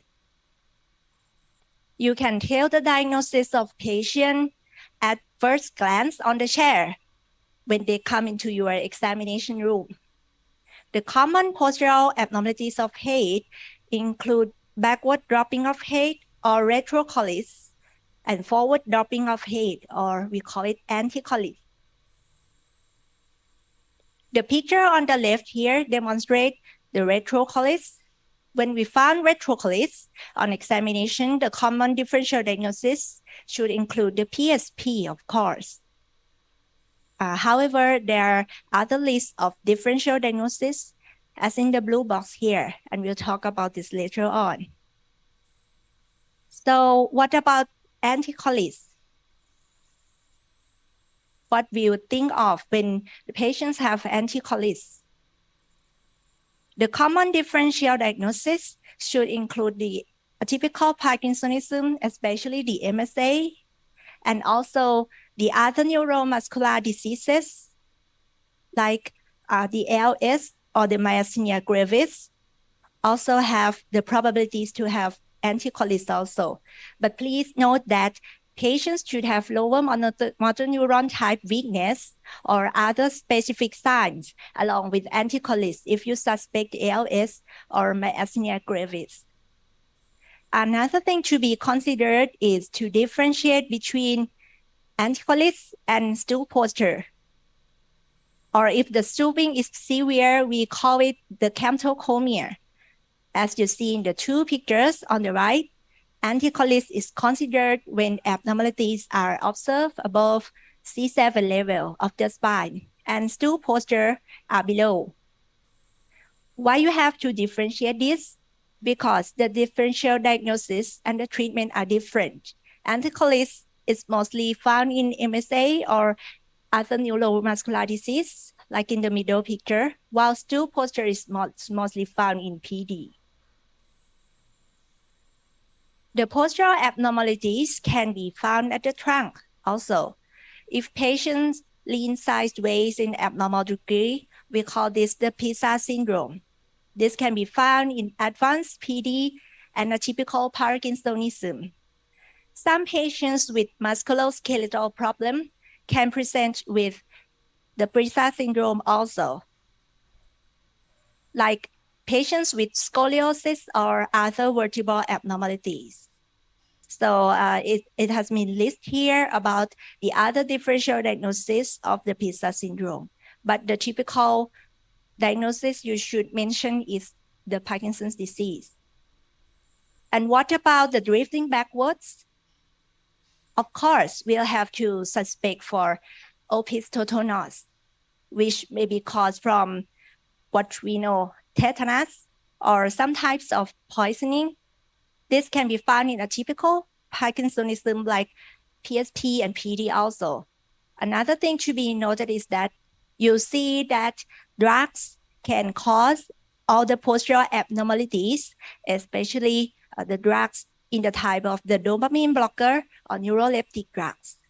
You see that it will be listed in all the postural abnormalities. Definitely, the frequently asked questions include how we should differentiate pathological postural abnormalities with normal variants in elderly. Recently, there is a consensus on Standard Movement Disorder Society Task Force. This demonstrates degree of normal variance and the pathological abnormalities. If the degree of abnormalities are low, elderly patients tend to have normal variance. All of you can follow the reference for the exact degree and further details. So if the abnormalities are severe, we'll consider they are having real postural instability, postural abnormalities, sorry.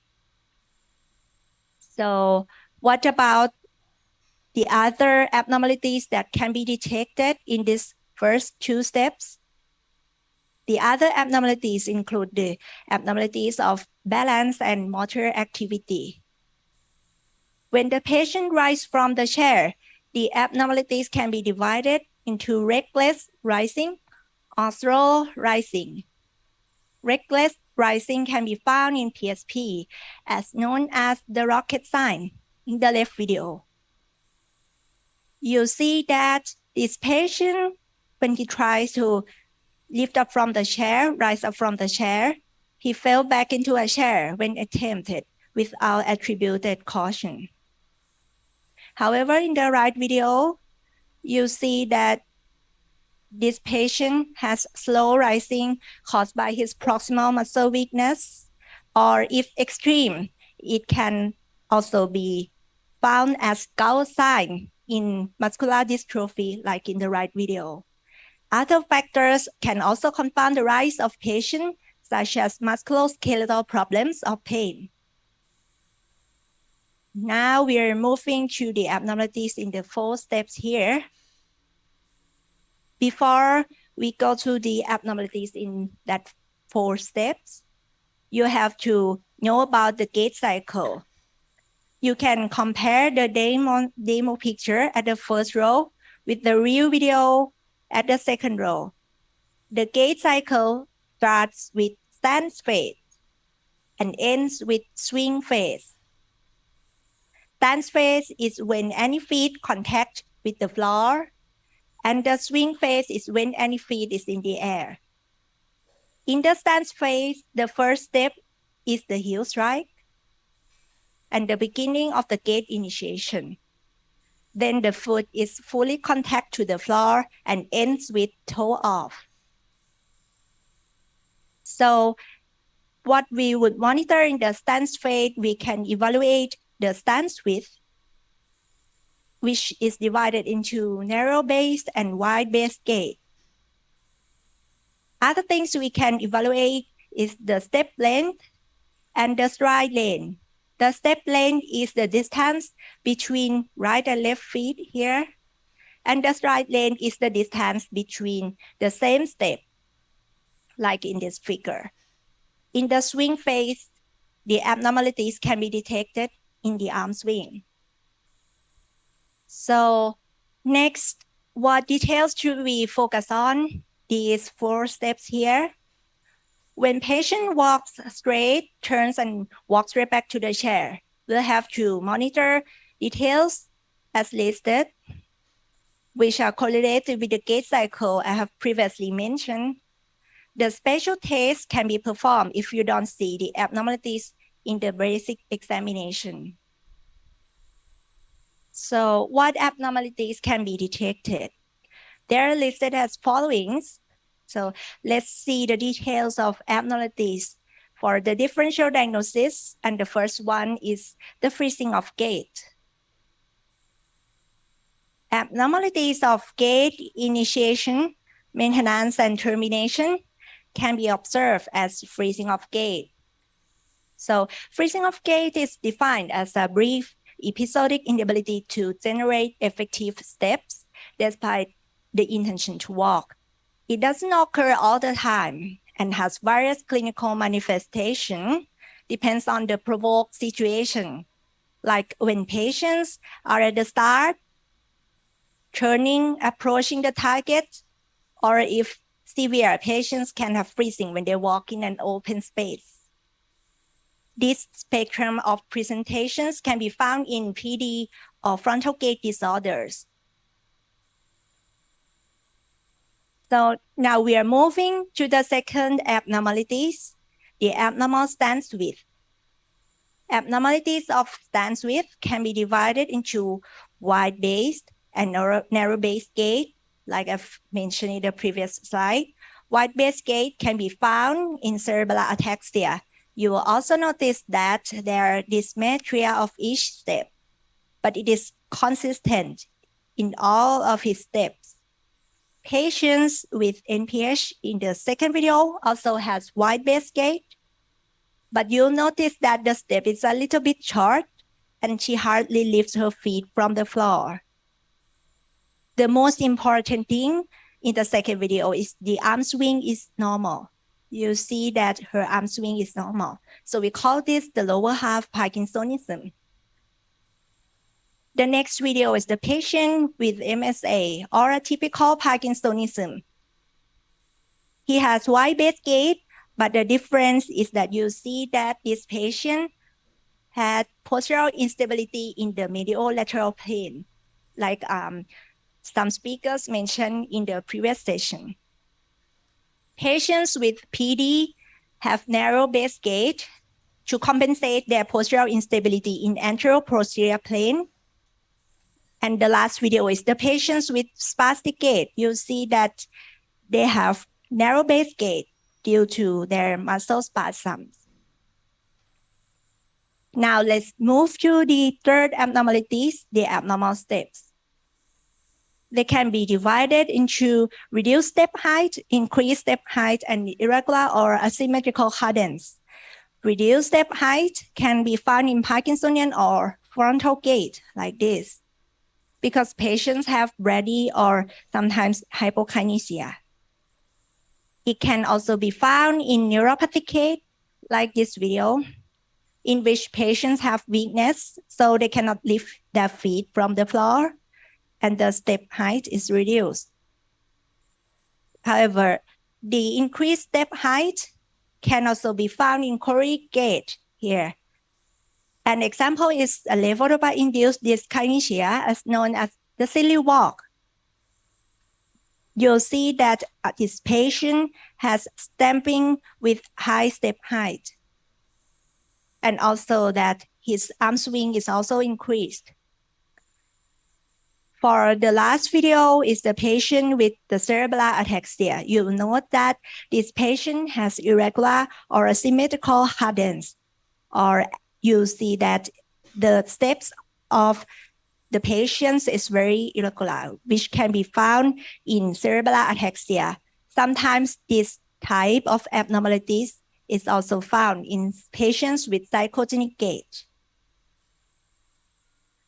Now we are in the fourth abnormality, the abnormal arm swing. The abnormalities of arm swing can be divided into decreased and increased arm swing. Decreased arm swing can be found in Parkinsonian or dystonic gait. You see here in this video. The first video on the left is the patients with Parkinsonian gait. And you see that there is a symmetrical arm swing. This is a patient with dystonic gait. You see that her foot had abnormal posturing and her elbow is hardly flexed with a type of dystonic gait. So you'll see that this patient will have decreased arm swing. So for the increased arm swing, it can be found in levodopa-induced dyskinesia here, or even in psychogenic gait. Okay. And the last abnormalities in movement fluidity. Movement fluidity can be divided into decreased and increased fluidity. Decreased fluidity can be found in stiff gait, as in stiff person syndrome. You see that this patient is walking with rigidity. It can also be found in Parkinsonian gait, as PD patients also have rigidity. What about increased fluidity? The increased fluidity can be found in psychogenic gait, as known as the type of knee bucklings. This is a sign which is very specific to psychogenic gait. And increased fluidity can also be found in other types of gait, like the Trendelenburg gait. The patients have fluidity of pelvis when they walk because they have proximal muscle weakness. Before the end of the examination, physicians can perform additional tests as shown. It supports the disease you suspect. The rumble test is performed by patients moving the feet side to side, folding the arms to the chest, eyes closed. This test will elicit sensory ataxia. The next test is the tandem gait, which is performed as shown on second video from the left. The test can be impaired in patients with medial lateral instability, such as a typical Parkinsonism and ataxia. Walking backward can be used in dystonic gait to elicit task-specific dystonia and functional gait to demonstrate inconsistency. Also, walking rapidly can also be used in patients to provoke freezing. So how do we apply the gait examination into the detection of gait abnormalities, as I previously mentioned? This consists of the highest, the middle level, and the lowest gait disorders. Some are previously discussed, but I'll mention the common gait disorders and what we should observe to recognize each type of gait disorders. This is an example of how to put each fragment of observation into the whole picture. The first example is the frontal gait disorder. Patient will have wide base gait, decreased step length, and they hardly lift the feet from the floor. Or we call this the magnetic gait. The most important thing is the arm swing is normal. All of these are features of frontal gait disorder, which we'll go through this topic in the next section. Another example is the middle level gait disorder. The Parkinsonian gait, the common middle level gait disorder. In the sitting and standing position, patient may have stool posture here. When they walk, they may have freezing. When they start, the gait is slow. And also the gait has narrow base and reduced in step height. There is also a decreased or asymmetrical arm swing, which can be observed like in the last video here. You can see that every features I've previously mentioned is looking into the whole picture as in this slide. After observation of every features, then you can decide that this patient has Parkinsonian gait. Another example is the ataxic gait. As you see in the videos, patients will have wide-based gait, irregular cadence, and also impaired tandem gait. Ataxia can be divided into cerebellar and sensory ataxia, and we can exclude these two disorders using the Romberg test. If the Romberg test is positive, which means that patient tends to fall after they close their eyes, you should suspect sensory ataxia. The next one is the step page gait. You see that this patient has reduced step height and her hip and knee is excessively flexed because she hardly lifts her feet from the floor, from the weakness. So this is the character of the step page gait. And this is the lowest level of the gait disorders. So for my conclusion, gait examination should always be performed in patients with neurological disorders. It can tell us many diseases. And you see that there are steps of examination, including from sitting, standing, walking, and turn. Careful observation is a key to differentiate disease with gait examination. So when you examine patients with gait disorders, I suggest that you should carefully observe details of each phase and put them together into the whole picture. This will lead you to the differential diagnosis and prompt management of the patients. In the next section, we'll have discussion on various cases of gait disorders so that you can understand more about each type of the gait disorders based on the cases. Thank you for your attention. Thank you, Dr. Warongporn Phuenpathom, for a very interesting presentation with many video. In this presentation, Dr. Warongporn give us two levels of gait disorder, highest, middle, and lowest, and we have two topics to examine. So please, dear colleagues, we have a few minutes to give her a quick question or comments. Please.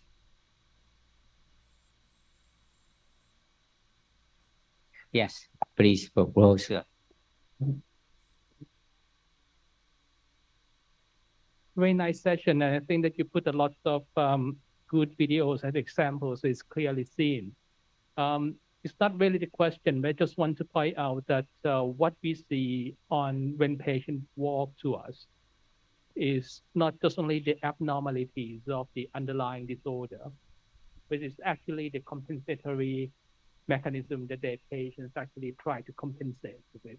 I think one of the good examples is the wide-based gait that you see that is actually patient trying to compensate it.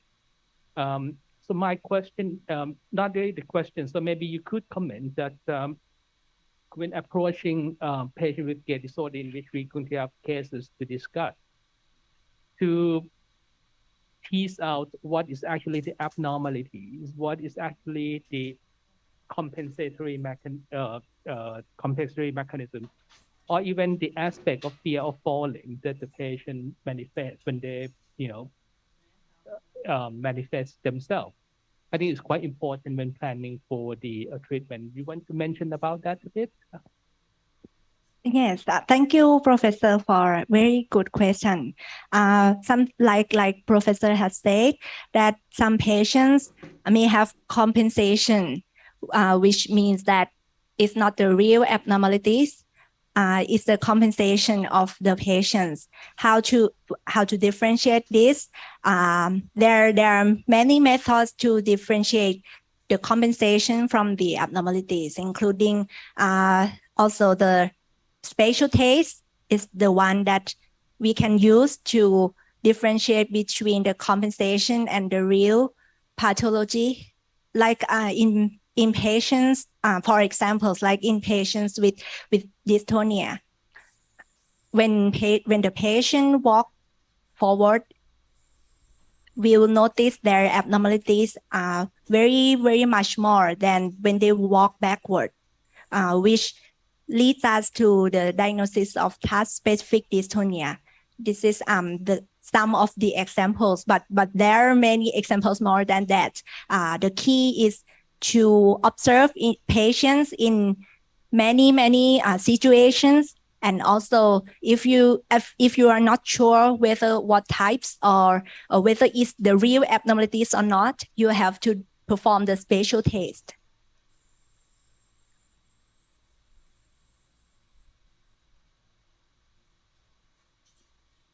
Please. Any else? No question. Yes, Dr. C.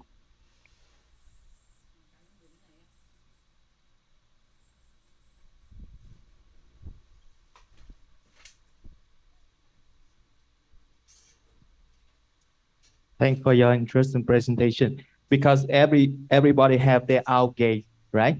So what is the criteria for wide or narrow pace, long or short step, small step? Because sometimes we have argument. Some doctors say it's a small step, but other doctors say it's not, it's normal. So what is criteria for small or abnormal small step? Oh, thank you for your very good question. So I'll divide the answers into two parts. The first part is there any numbers for you to tell whether it's the short or the long? There's still no consensus of the exact number to tell, but we have many literatures reviewing in the objective measurement of each type of gait abnormalities. Like if the patients with Parkinsonian gait, there are some reviews that tells that patients have the step length of about 30 to about 50 centimeters. So if you want to differentiate between the short or the long or the reduced step height, I recommend that you should compare with the normal healthy people with the same age, because if the age changes, the patients are older, the step length and the step height is revealed to be shorter. So when you compare, you want to tell whether the patients have the abnormalities of gait or not, you have to compare with the healthy people in the same age. But for the exact number, you can review the literature based on the abnormalities or the disorders. So thank you for the question and this discussion. And now it is time we move to the second phase of our session today. Again, Dr. Warongporn Phuenpathom give us a video-based case discussion on gait disorders. Please, Doctor. Thank you for your great introduction again and seeing you again in this section. So we are moving to the video-based case discussion on gait disorder. So my first case is a 70-year-old male with gait difficulties for 4 years. So please see his examination at the left compared to the right.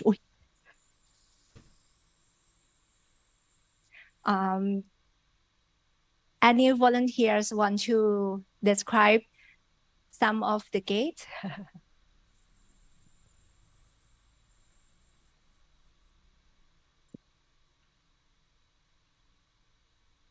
Just the description would be good, I think.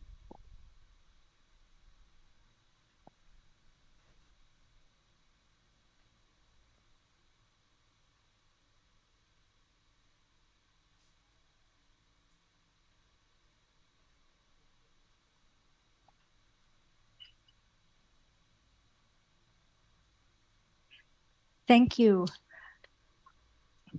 Okay.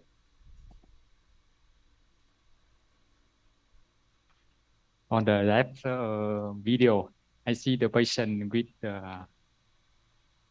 difficulty in initiating the gait.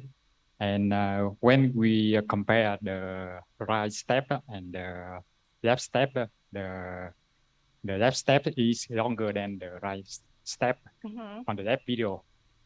But in the right video, we can see the longer of step is longer, better with the mark, laser mark on the floor. Right. Okay, so you are telling that this patient having short step length and reduced step height, something like that? Sorry. Okay, thank you very much. So thank you. In the video on the left, you see that his trunk leans to the right a little bit. This is a kind of Prisa syndrome, and the base of the gait is narrow.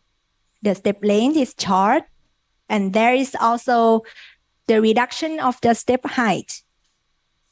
You see that some of the steps occasionally freeze, and there is also a decrease in the arm swing. I would like to add further examination of this patient. We found that he has asymmetrical Parkinsonism more on the right, and no weakness is observed. So would you like to tell me what gait abnormalities does he have? Which types of gait abnormalities do you think this patient have?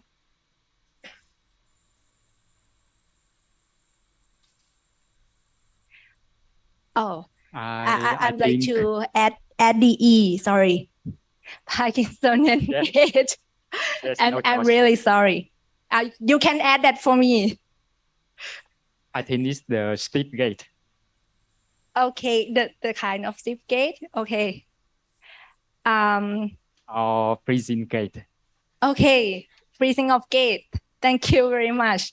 So I left the E for all the participants to add that for me. Thank you very much. Thank you. Please sit down. Thank you. So this is what we call the freezing of gait, a type of gait which is found along with the Parkinsonian gait in the middle level gait disorders. So there is a clinical spectrum of Parkinsonian gait disorder, depends on the stage and the duration of the disease. In the early stage, as in the first patient, she seems to walk normally by observation. You see that? If we don't tell that this patient have abnormalities, somebody cannot notice that she really has abnormality. But when we provoke the abnormalities by advise her to perform the spatial tests like dual tasking or sometimes counting the numbers while walking, then we see the abnormalities. And for the second video, you see that there is a symmetrical arm swing. This is the progression of the gait disorder.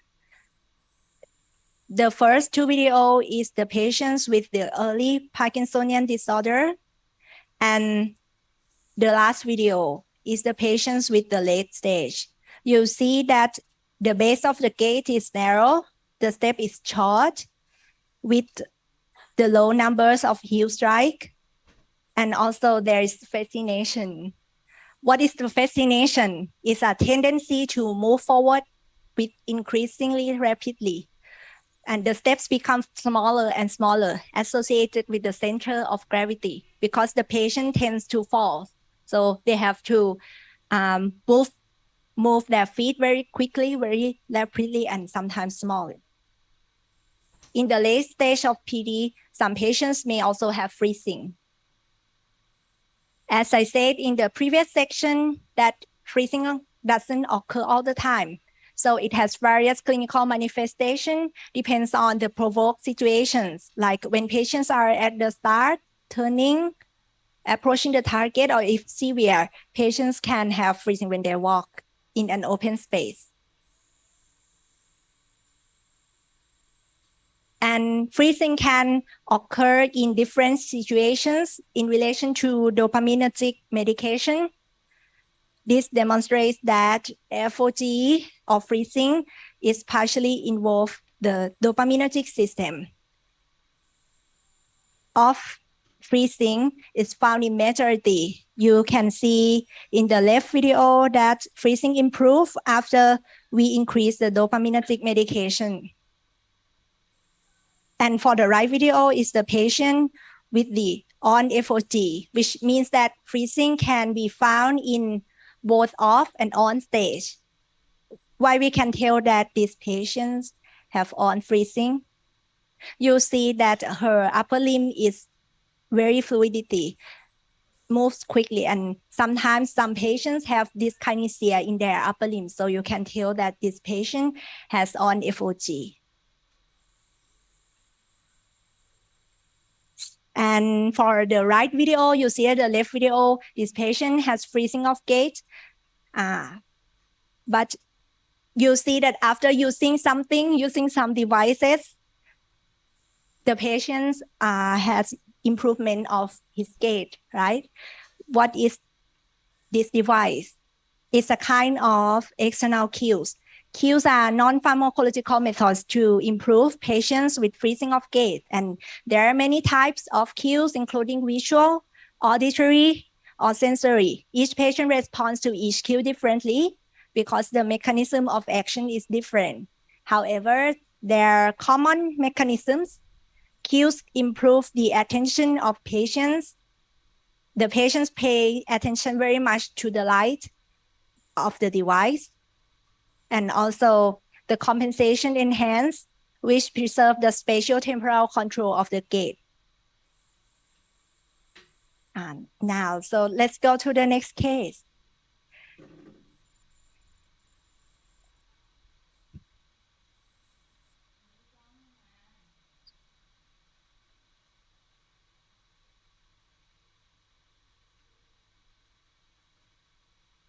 This one, I think the video is not that difficult. So any volunteers for me to describe the videos? And then you can decide what abnormalities do they have.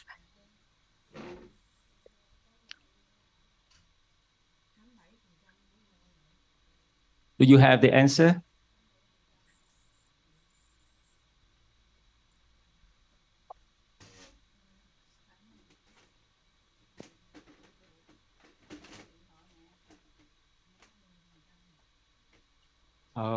We can see here the left of the patient is stiff. The foot cannot. There is a stop between the foot and the floor. I think generally we can use the name is the spastic gait. Spastic. Okay. So you think that this patient has spastic gait? Is there any abnormal posture of the foot? You can see is the. And what about the movement of his hip?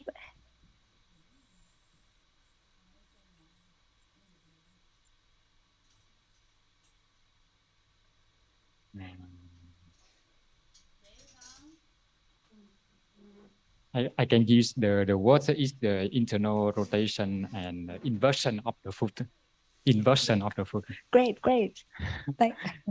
Thank you very much. So you notice that there is abnormal posturing of left foot and the inversion of the left foot when he walks.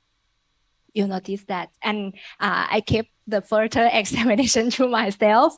So I would like to add some of that.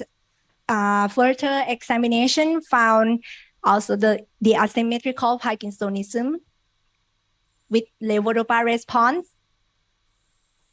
and no weakness is observed. And you notice that the hip of this patient, it is not in the circumduction movement.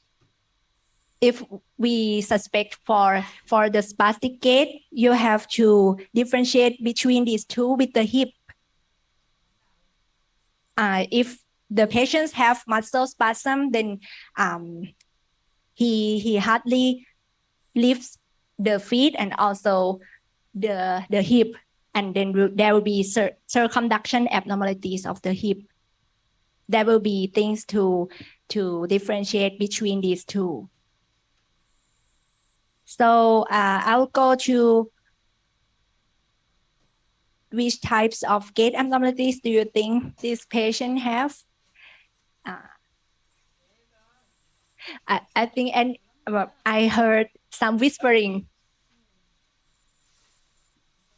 Dystonic gait. Okay. Thank you very much. So this is what we call the dystonic gait in the middle level gait disorders also. So you see that an early manifestation is the inversion of the foot when the patient walks, and the great toe can be flexed or sometimes can be extended. When it worsens, there can be more abnormal posturing at the legs, at the trunk, and the arms. And patients may improve when they walk backward, like Professor Pichirasiri has asked me about the kind of compensation. So when the patients walk backward, some patients with mildly dystonia improves. And sometimes running can also be spared. So you see that the abnormalities occur only in the forward position. But if the abnormalities is very severe, the dystonia is fixed, and you see as kind of abnormal posturing at his foot. So this patient has dystonic gait, and we approach the etiology of dystonic gait in the same way as dystonia. It can be classified based on age of onset, body distribution, and also the etiology. So you see here that I compare the old classification and new in this table, and the old one is easier to remember and approach. The etiology can be divided into isolated and combined dystonia in new classification, as you see in the red box. And the etiology of isolated and combined dystonia are subdivided as shown. In this patient, he has dystonia and Parkinsonism, so he would have what we call the combined dystonia, right? And the cause of the patients with dystonia and Parkinsonism will be listed as shown. The dopa responsive dystonia, the rapid onset dystonia, and the young onset PD. In DRD, the patient will have onset of disease around 20-year-old. And for rapid onset dystonia, the progression will be very quick at very young age.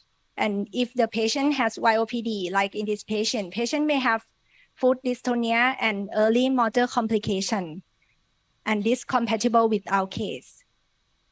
So the cause of dystonia can be also simply classified into primary and secondary dystonia.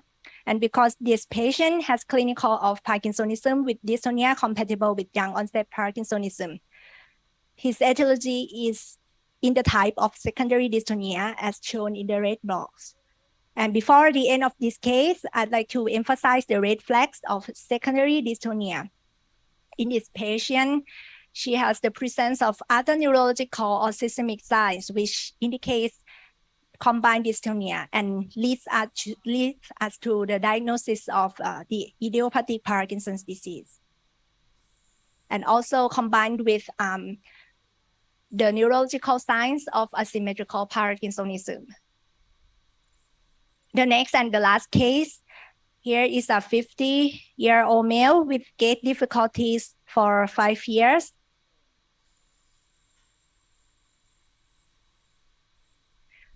As I've previously mentioned that sometimes you can tell what disease this patient have since they come into your room. So any volunteers for this video?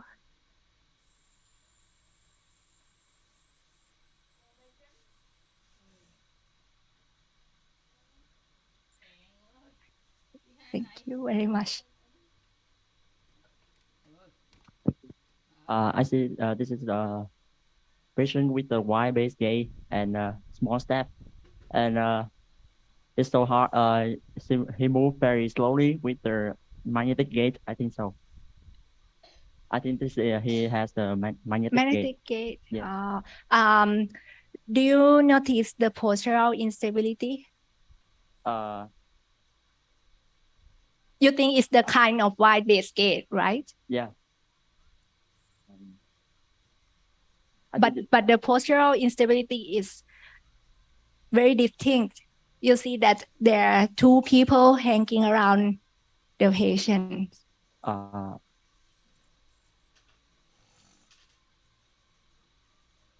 Is there any type of wide-based gait with marked postural instability?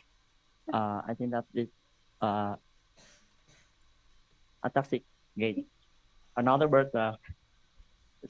Yeah. Thank you very much. So you notice that this patient has poor balance, and what you notice is that he has wide-based gait. Also, the stepping, you see that the direction and the distance is very irregular compared to when normal people walk. It's very irregular and also somewhat dysmetria. And also you notice that there are purple bags, a purple bag here. It's a urine bag. So this patient has autonomic dysfunction, a sign of autonomic dysfunction. This is a kind of ataxic gait, which what is ataxic gait is a difficulty with motor control, which consists of dysmetria, dyssynergia, variability of performance, and poor balance. And the characters, its distinct characters are irregularity of stepping, irregularity in direction, distance, and timing. And also you notice the wide-based gait. Now, moving to the cause of cerebral ataxia, just a short course. Cause of cerebral ataxia is divided into the acquired and also the genetic cause. If the disease occurred in elderly like this patient, we suspect the acquired cause. In this patient, he has cerebral ataxia, including with the autonomic symptoms and the progression of disease for about 5 years. Then it should be considered as the degenerative disease. The common degenerative cerebral ataxia is the MSA. MSA is a type of atypical Parkinsonism, and patients may present with cerebral ataxia or Parkinsonism with the red flags of autonomic dysfunction here. And other than cerebral syndrome, like gait ataxia, limb ataxia, cerebral dysarthria, or oculomotor features is one of the core clinical features in update criteria of MSA. And all of you can follow the update MDS criteria as following reference. So before the end of the case discussion, I'd like to emphasize that the middle level gait is very common in general practice. And the characters of each gait abnormalities should be carefully observed in examination, because you see that a little bit abnormalities that you notice can lead to the differential diagnosis and the disease of the patients. And early detection of each gait pattern leads to accurate diagnosis and prompt management of the patients. Okay, so next section, we'll have more cases from our colleagues from Laos. And so I would like to end my section today, and then let's follow the next section with our colleagues. Thank you very much for your presentation. There are a question from the participant online for you.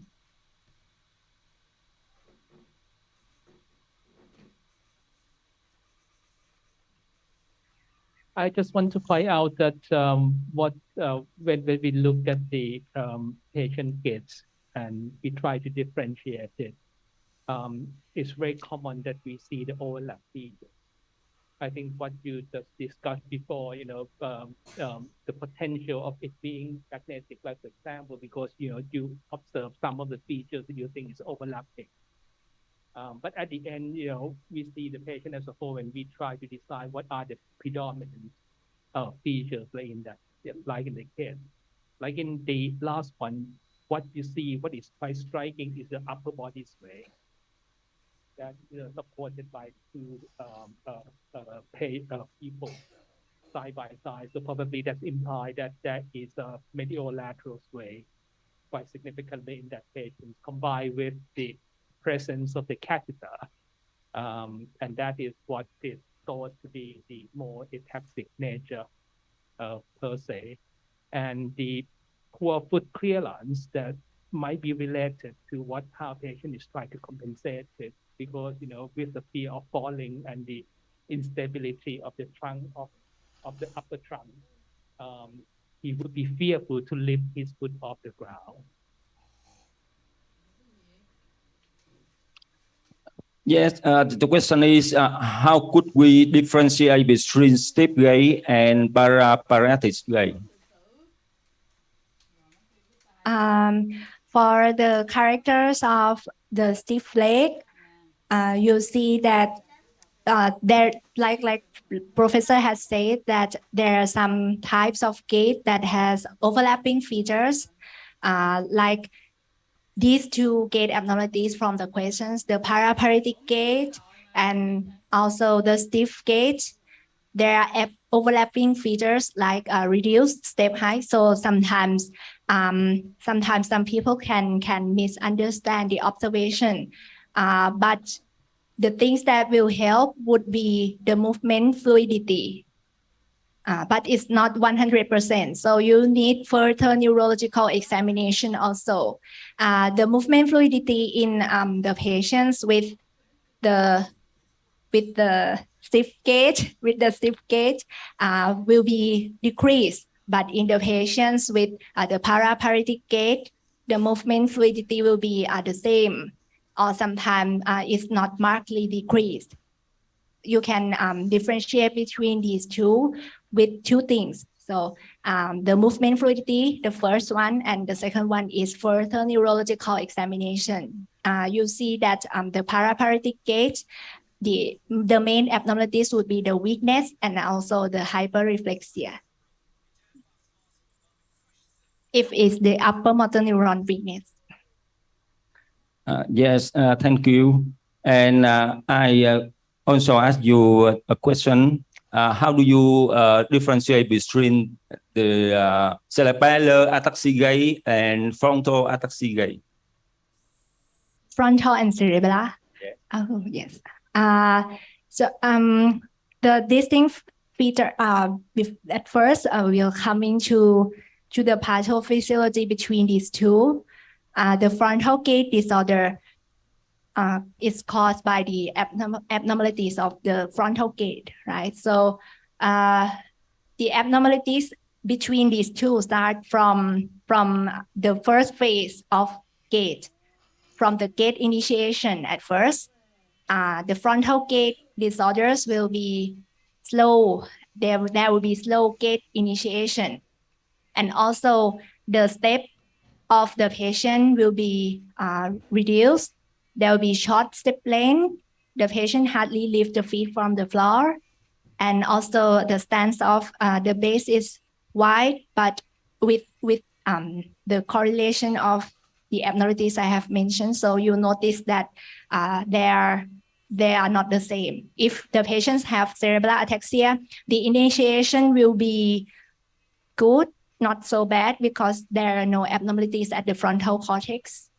And then when you walk, there are dysmetria of the steps.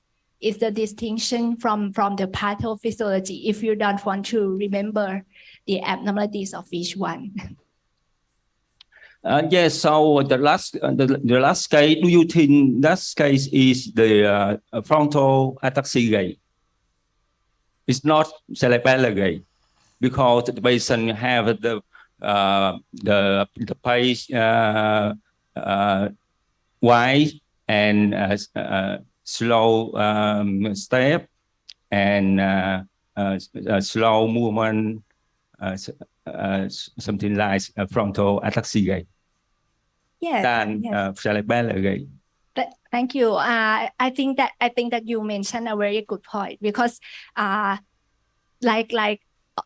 some have already mentioned that we have to differentiate between these two. There are also overlapping features, and also we can confirm whether this patient has each type of abnormalities with also the other neurological examination. Like if you want to confirm that this patient has cerebral ataxia or not, you can perform the other neurological examination, right? I think it's a good point also. Thank you very much. Thank you so much again.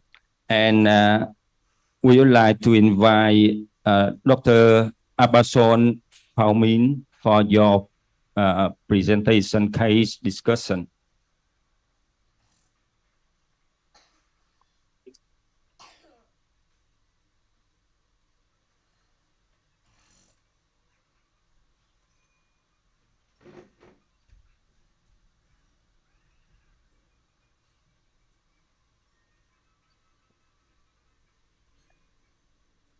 Dr. Appansone Phoumindr is a neurologist from Tiras Hospital, University of Health Science, Laos.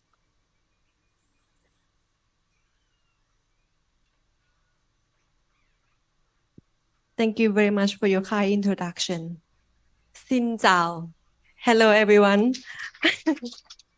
My name is Appansone Phuenpathom. I am a neurologist from Laos. Currently, I am a first-year movement disorder at Warongporn Center of Excellence for Parkinson's disease and related disorder. This is going to be my first talk on international stage, so I would like to take this opportunity to express my appreciation to the organizing committee for having me here today. I am going to start my talk by showing you some video of the patients that you already may have seen. So this is like the postcard that you're going to have. These two patients came to clinic because of having a gait difficulty plus cognitive decline for more than a year. And these two patients have a specific gait pattern.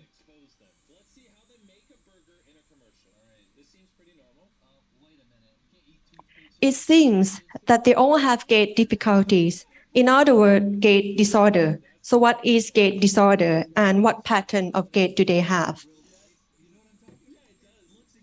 Gait disorders are common disorders that usually found in all adults and increase by age. For the group of 60 to 69-year-olds, it can be seen about 10%. But at the age of 55 or more, it can be seen up to 82%. If you take a look at this flow chart, when patients have gait disorder that relate to age, falls always occur. When patients experience falls, it's always followed by either immobility, injury, or a fear of falling that cause them to end up with morbidity, quality of life decrease, and mortality. Gait disorders are very complex. This presentation will follow the classification of Nutt, Martin, and Thompson proposed in 1993 and it had been commonly used. There are three classifications of gait disorder, namely lowest level gait disorder, middle level gait disorder, and highest level gait disorder. The first two classifications have already been discussed by Dr. Warongporn, so I am going to talk only about highest level gait disorder. Highest level gait disorder is a malfunction of the cerebral hemisphere and include disorder arising from psychiatric origin. These disorders are not completely distinct from each other, so patients may have more than one characteristic and may progress from one to another. There are many subtypes such as cautious gait, frontal gait disorder, frontal disequilibrium, isolated gait initiation failure, subcortical disequilibrium, and psychogenic or functional gait. This is a figure showing a relationship of the three different subtypes arising from frontal lobe dysfunction. Frontal gait disorder, frontal disequilibrium, and isolated gait initiation failure are frequently difficult to separate from each other and might be considered varied representations of a frontal lobe dysfunction, as they can overlap by time. For example, patients can first present with gait aplasia, and later shuffling, freezing of gait, and poor balance can be seen. The common gait pattern in all adults are frontal gait disorder, cautious gait, and psychogenic gait. I'm going to discuss with this pattern in my presentation. I think all of you have already seen this video. Can anyone help me to talk about the phenomenology of these patients? This is like the post-test.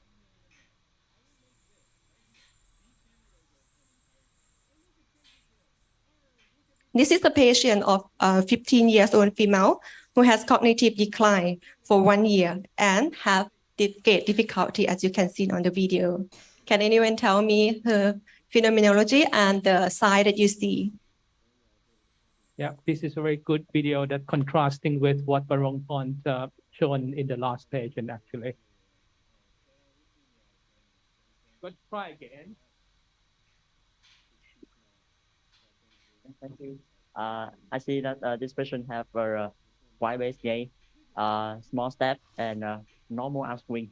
And the history patient have a cognitive decline for 1 year. I think this patient have a magnetic gait and their NPH maybe diagnosis for this patient. Yes, thank you very much. That is the correct answer. Dr. Warongporn is very happy. This is the magnetic gait, and you can be seen in frontal gait disorder. Frontal gait disorder is most common pattern in highest level gait disorder. It looks like Parkinsonian gait as the patient present with short shuffling step, poor balance, initiation failure, hesitate on turn. This is called magnetic gait. But if you have a look at the other book, or maybe people other might discuss as the march appetipa or aplasia of gait. To differentiate with the Parkinson disease, this kind of pattern, patients do not have the abnormality on the upper limb. There is no tremor, and most importantly, there is no response to levodopa. This kind of pattern is called lower half Parkinsonism or lower body Parkinsonism. This is common differential diagnostic of frontal lobe dysfunction categorized by different etiologies such as vascular, pressure-related, neurodegenerative, autoimmune, and neoplasm. The most common and had been studied the most is normal pressure hydrocephalus and frontotemporal dementia.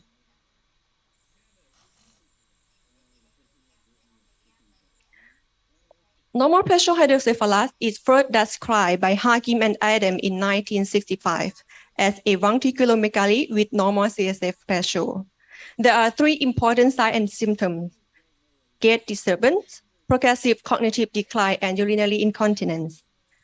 There is no diagnostic test for NPH, but there are some supportive tests. The recommended brain imaging is MRI with CSF flow study.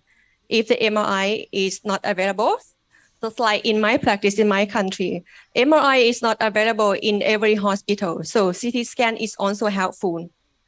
Plus the event index to calculate the maximum width of frontal horn, then divide by the measure of the inner table at the same place, and it should be greater than 0.3. For easily understand, A divided B should be greater than 0.3. The best test that should be performed is TAP test.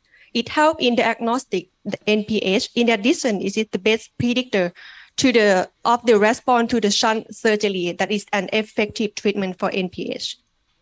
TAP test is a lumbar puncture to remove 30 to 50 ml of CSF and observe the change in gait and cognition. If it is responsive, shunt surgery can be indicated. The surgery has a clinical response to 30 to 90%, and gait disturbance is a clinical symptom most likely to respond to this surgery. Now let's move to another video. Can anyone help me to describe the phenomenology of the patients and the sign that he has? This is a 70-year-old male present with cognitive decline and gait difficulty for a year.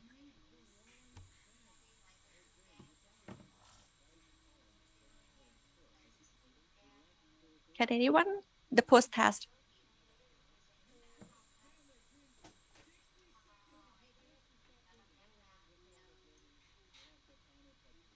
I think he presented very well.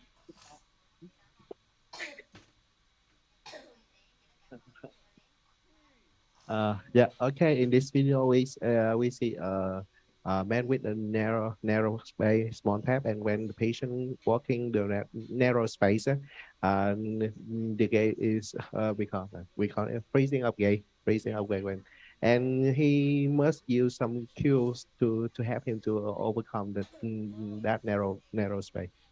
Do you see other side?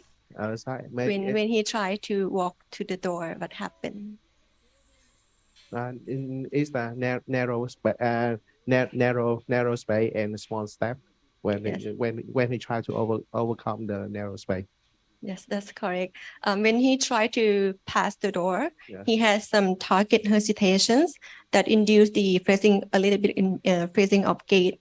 So these patients, when we do the brain imaging, he has the frontotemporal dementia. Frontotemporal dementia is first reported by Arnold Pick in 1892 as a clinical syndrome associated to frontotemporal lobe. FTD is the fourth common dementia behind Alzheimer's disease, vascular dementia, and dementia with Lewy body. It affects 1 to 16% of patients with dementia. Unlike Alzheimer's disease, FTD always occurs at middle-aged adults, as age at onset is between 45 to 64 years old, that is up to 60%. 10 to 15% appear to inherit in an autosomal dominant, and the three mutation genes are MAPT, GRN, and C9orf72.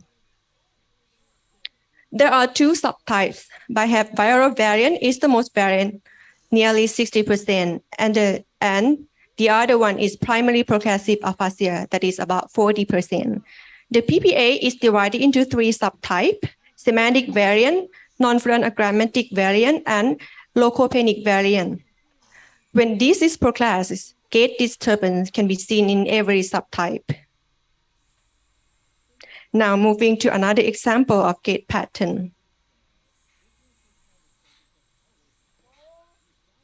By watching this video, can some of you tell me what is this sign? You already seen this video before.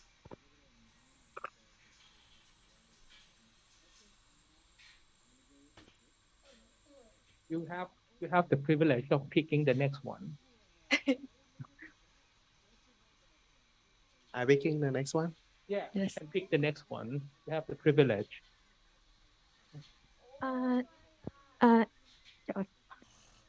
Yes, I think this knee buckling. That is correct. Yes. That is knee buckling. How about the second one?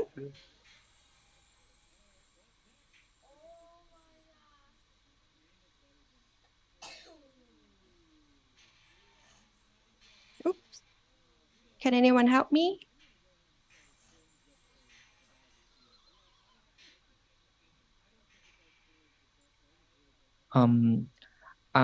I see the patient had wide space gait and the arm swinging are normal, and he has maybe stoop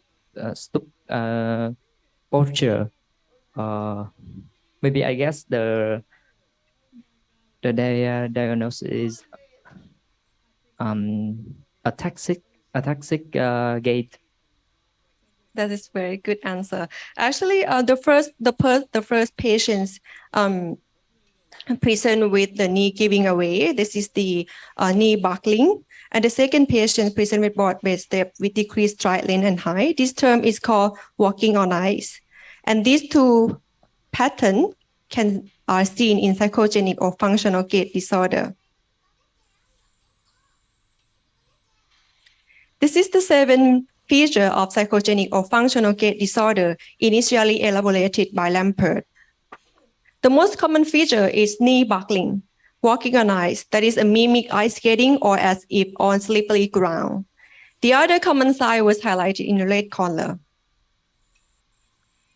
I would like to end up my presentation by taking home message. It is very common in all adults to have gait disorder, and it is increased by age. It could be seen up to 82% at the age of 55 and more. Gait disorder induce falls. Patients could end up having a lower quality of life, or in worst case, it increased mortality rate. There are many gait patterns in highest level gait disorder. Thus, there are clues to help in differentiate or diagnostic subtype. And this is very, very important to identify subtype and manage by its cause, because it could help in fall prevention. Last but not least, I please remind that the early detect gait disorders cause can help in fall prevention and promoting better quality of life for patients. So thank you very much for your kind attention. Cảm ơn. Thank you, Dr. Appansone Phuenpathom, for your presentation. Do you have any question and comment? Just have a quick comment here. I don't know if the audience have the problem like when I used to be a junior doctor and the resident, that when I see all these videos, I was confused with all the terminology used in the literature. Because when you go back to the literature, many of them are quite old and many of them are descriptive. So you encounter the description of various sources of the gait, and sometimes you get confused. Like, for example, you see frontal ataxia. What does it mean? Is that frontal or is it ataxic? Gait apraxia, frontal apraxia. How could the frontal lobe be apraxic, something like that? Or subcortical disequilibrium gait of the elderly, sometimes Bruns ataxia and so on. And I think that I just want the audience to realize that these are from the old literature and they are descriptive. And with the advances in the investigation and technology, particularly with the neuroimaging, those has been classified. So, I mean, for me, I think it's easier to go by the classification. And once we go by the classification, we can match it with the description. And I think that you will understand more, like why that happens. Like when you realize that higher level gait disorder, like a frontal, they walk like that, what we discussed, you would not be confused at why they call it apraxia, which is not indeed not apraxic at all. It's a misnomer, but it has been used from old days, so it continues to be used, to be described. Yeah, just a comment. Thank you. Any comment and questions?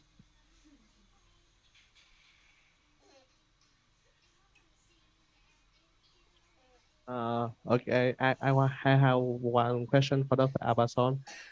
Because you in your presentation you said that knee buckling gait, maybe in some functional gait disorder, but in some patient with negative malconus in pose of the legs, they may have the knee buckling gait.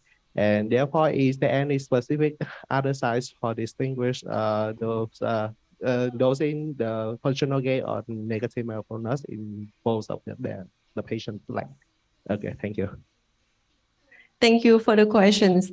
Since I don't have much experience on the gait disorder, may I pass this question to our gait expert, Dr. Warongporn, to help me? That is a very good question, though. Okay.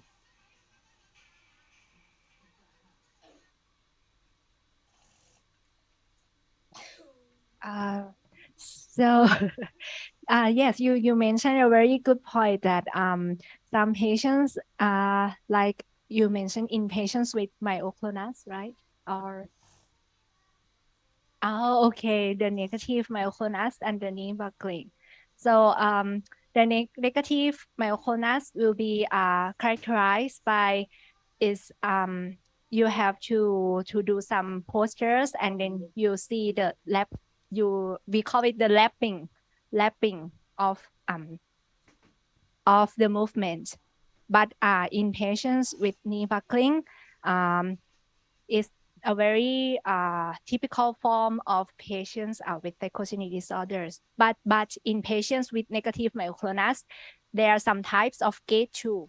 If you differentiate between only the negative myoclonus and only the knee buckling, you have to see the lapping features of the myoclonus. That will help you to differentiate between these two. But in patients with negative myoclonus, they have some types of abnormalities that can be present into the what we call bouncing gait.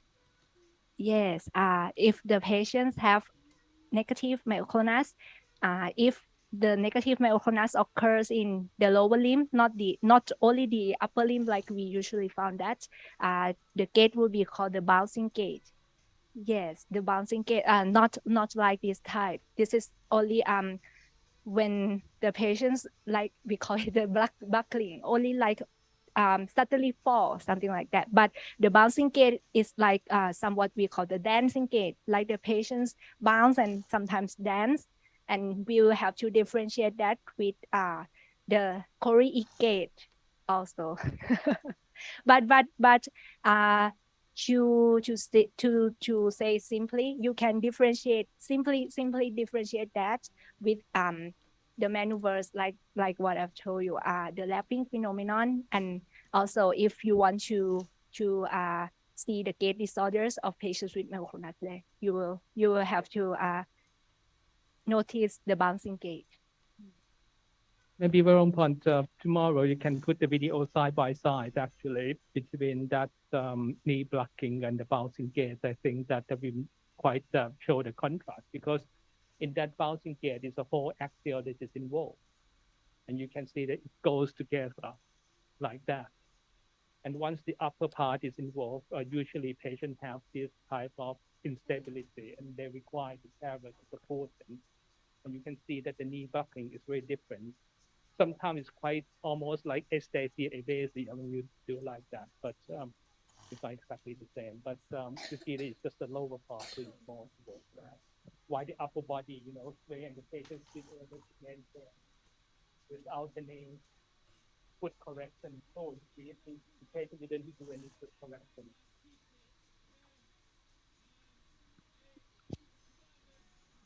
Jerry, a question for Professor Ron Roy from the participant online. Yes.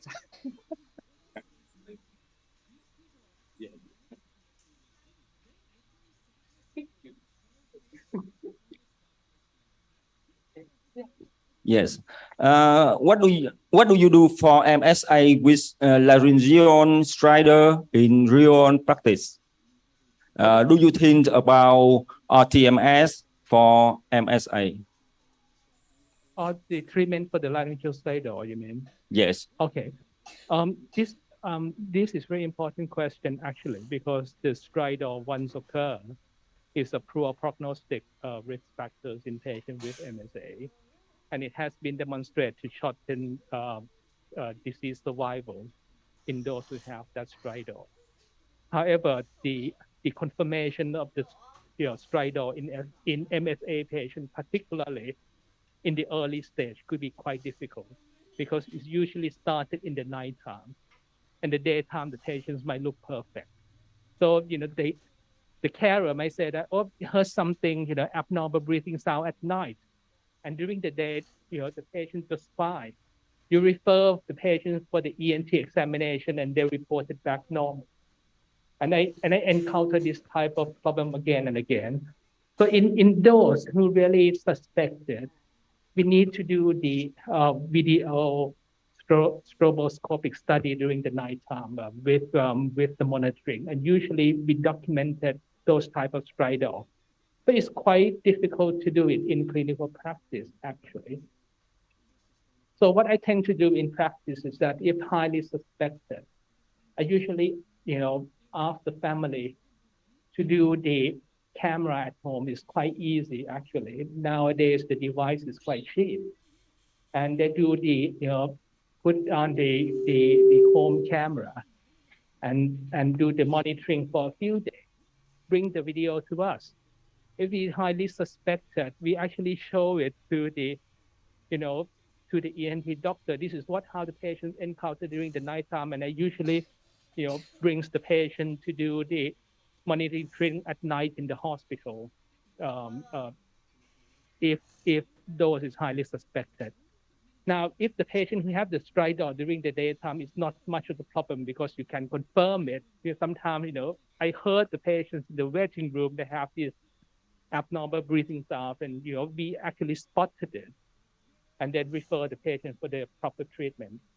So the treatment per se for those stridor, I think it is challenging because ideally the treatment of choice eventually for those patients is tracheostomy. But to do that, not many family really want to accept that. So sometimes you try to do whether, if that could be due to the dystonia. If it is dystonia, could that be, would botulinum toxin be helpful and so forth. But in that sense, in practical purposes, I find it's very difficult, to risk the patient to try with the toxin injection and so forth. So, I usually try to document it. And if the patient who have these severe symptoms have those stridor, they actually, the treatment of choice is actually a tracheostomy. And that has been shown to prolong survival, actually, in the patient with MSA. Dr. Sringean, you have something to add? You're the nighttime doctor. I totally agree with you. And we can disagree. Another one, another choice for the manage the patient with stridor sometimes, or might be we recommend the CPAP, the continuous pressure, to use during the nighttime. It might be a little bit help in the patient who don't want to perform the tracheostomy. Yeah. Because, but I'm not quite sure if the CPAP has been shown to prolong survival in those. No, yeah. I think no evidence for the prolonged survival. And those with the stridor, since it is a life-threatening complication, sometimes want to do something more definite because I thought that it would be life-saving for the patient. Usually, patients who have these type of problem, they are more advanced stage of the MSA, for example, and they already. Some of them already aphonic, for example, they hardly able to talk, so maybe tracheostomy is a life-saving for them. Maybe another study that said that if you cannot find the evidence of the stridor during awake, sometimes they scope under the anesthesia and make it more sensitive for detection of the stridor. Yeah, that's right. But I like the home technology nowadays, with home devices and things, it's very easy to monitor patients at nighttime, and it's not that expensive. You ask, the son or daughter to set up the camera, and then you actually see it in a couple of weeks. They bring the camera to us, the clip to us, say, oh my God, this is quite striking.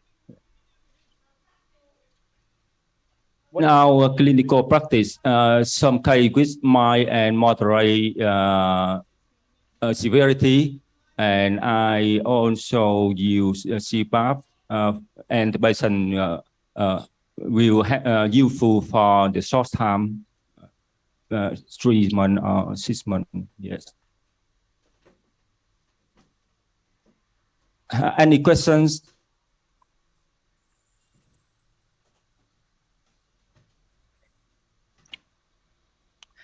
Yes, we had a long day for very interesting presentation, and I think it's very helpful for us to learn about.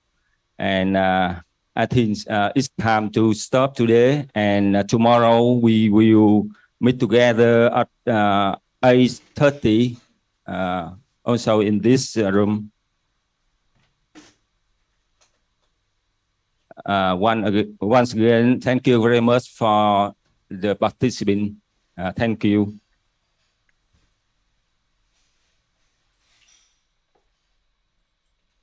Dr. Tran, just to maybe if you could mention to the audience that there are some questions that's left unanswered, and we're going to answer them tomorrow. Yeah.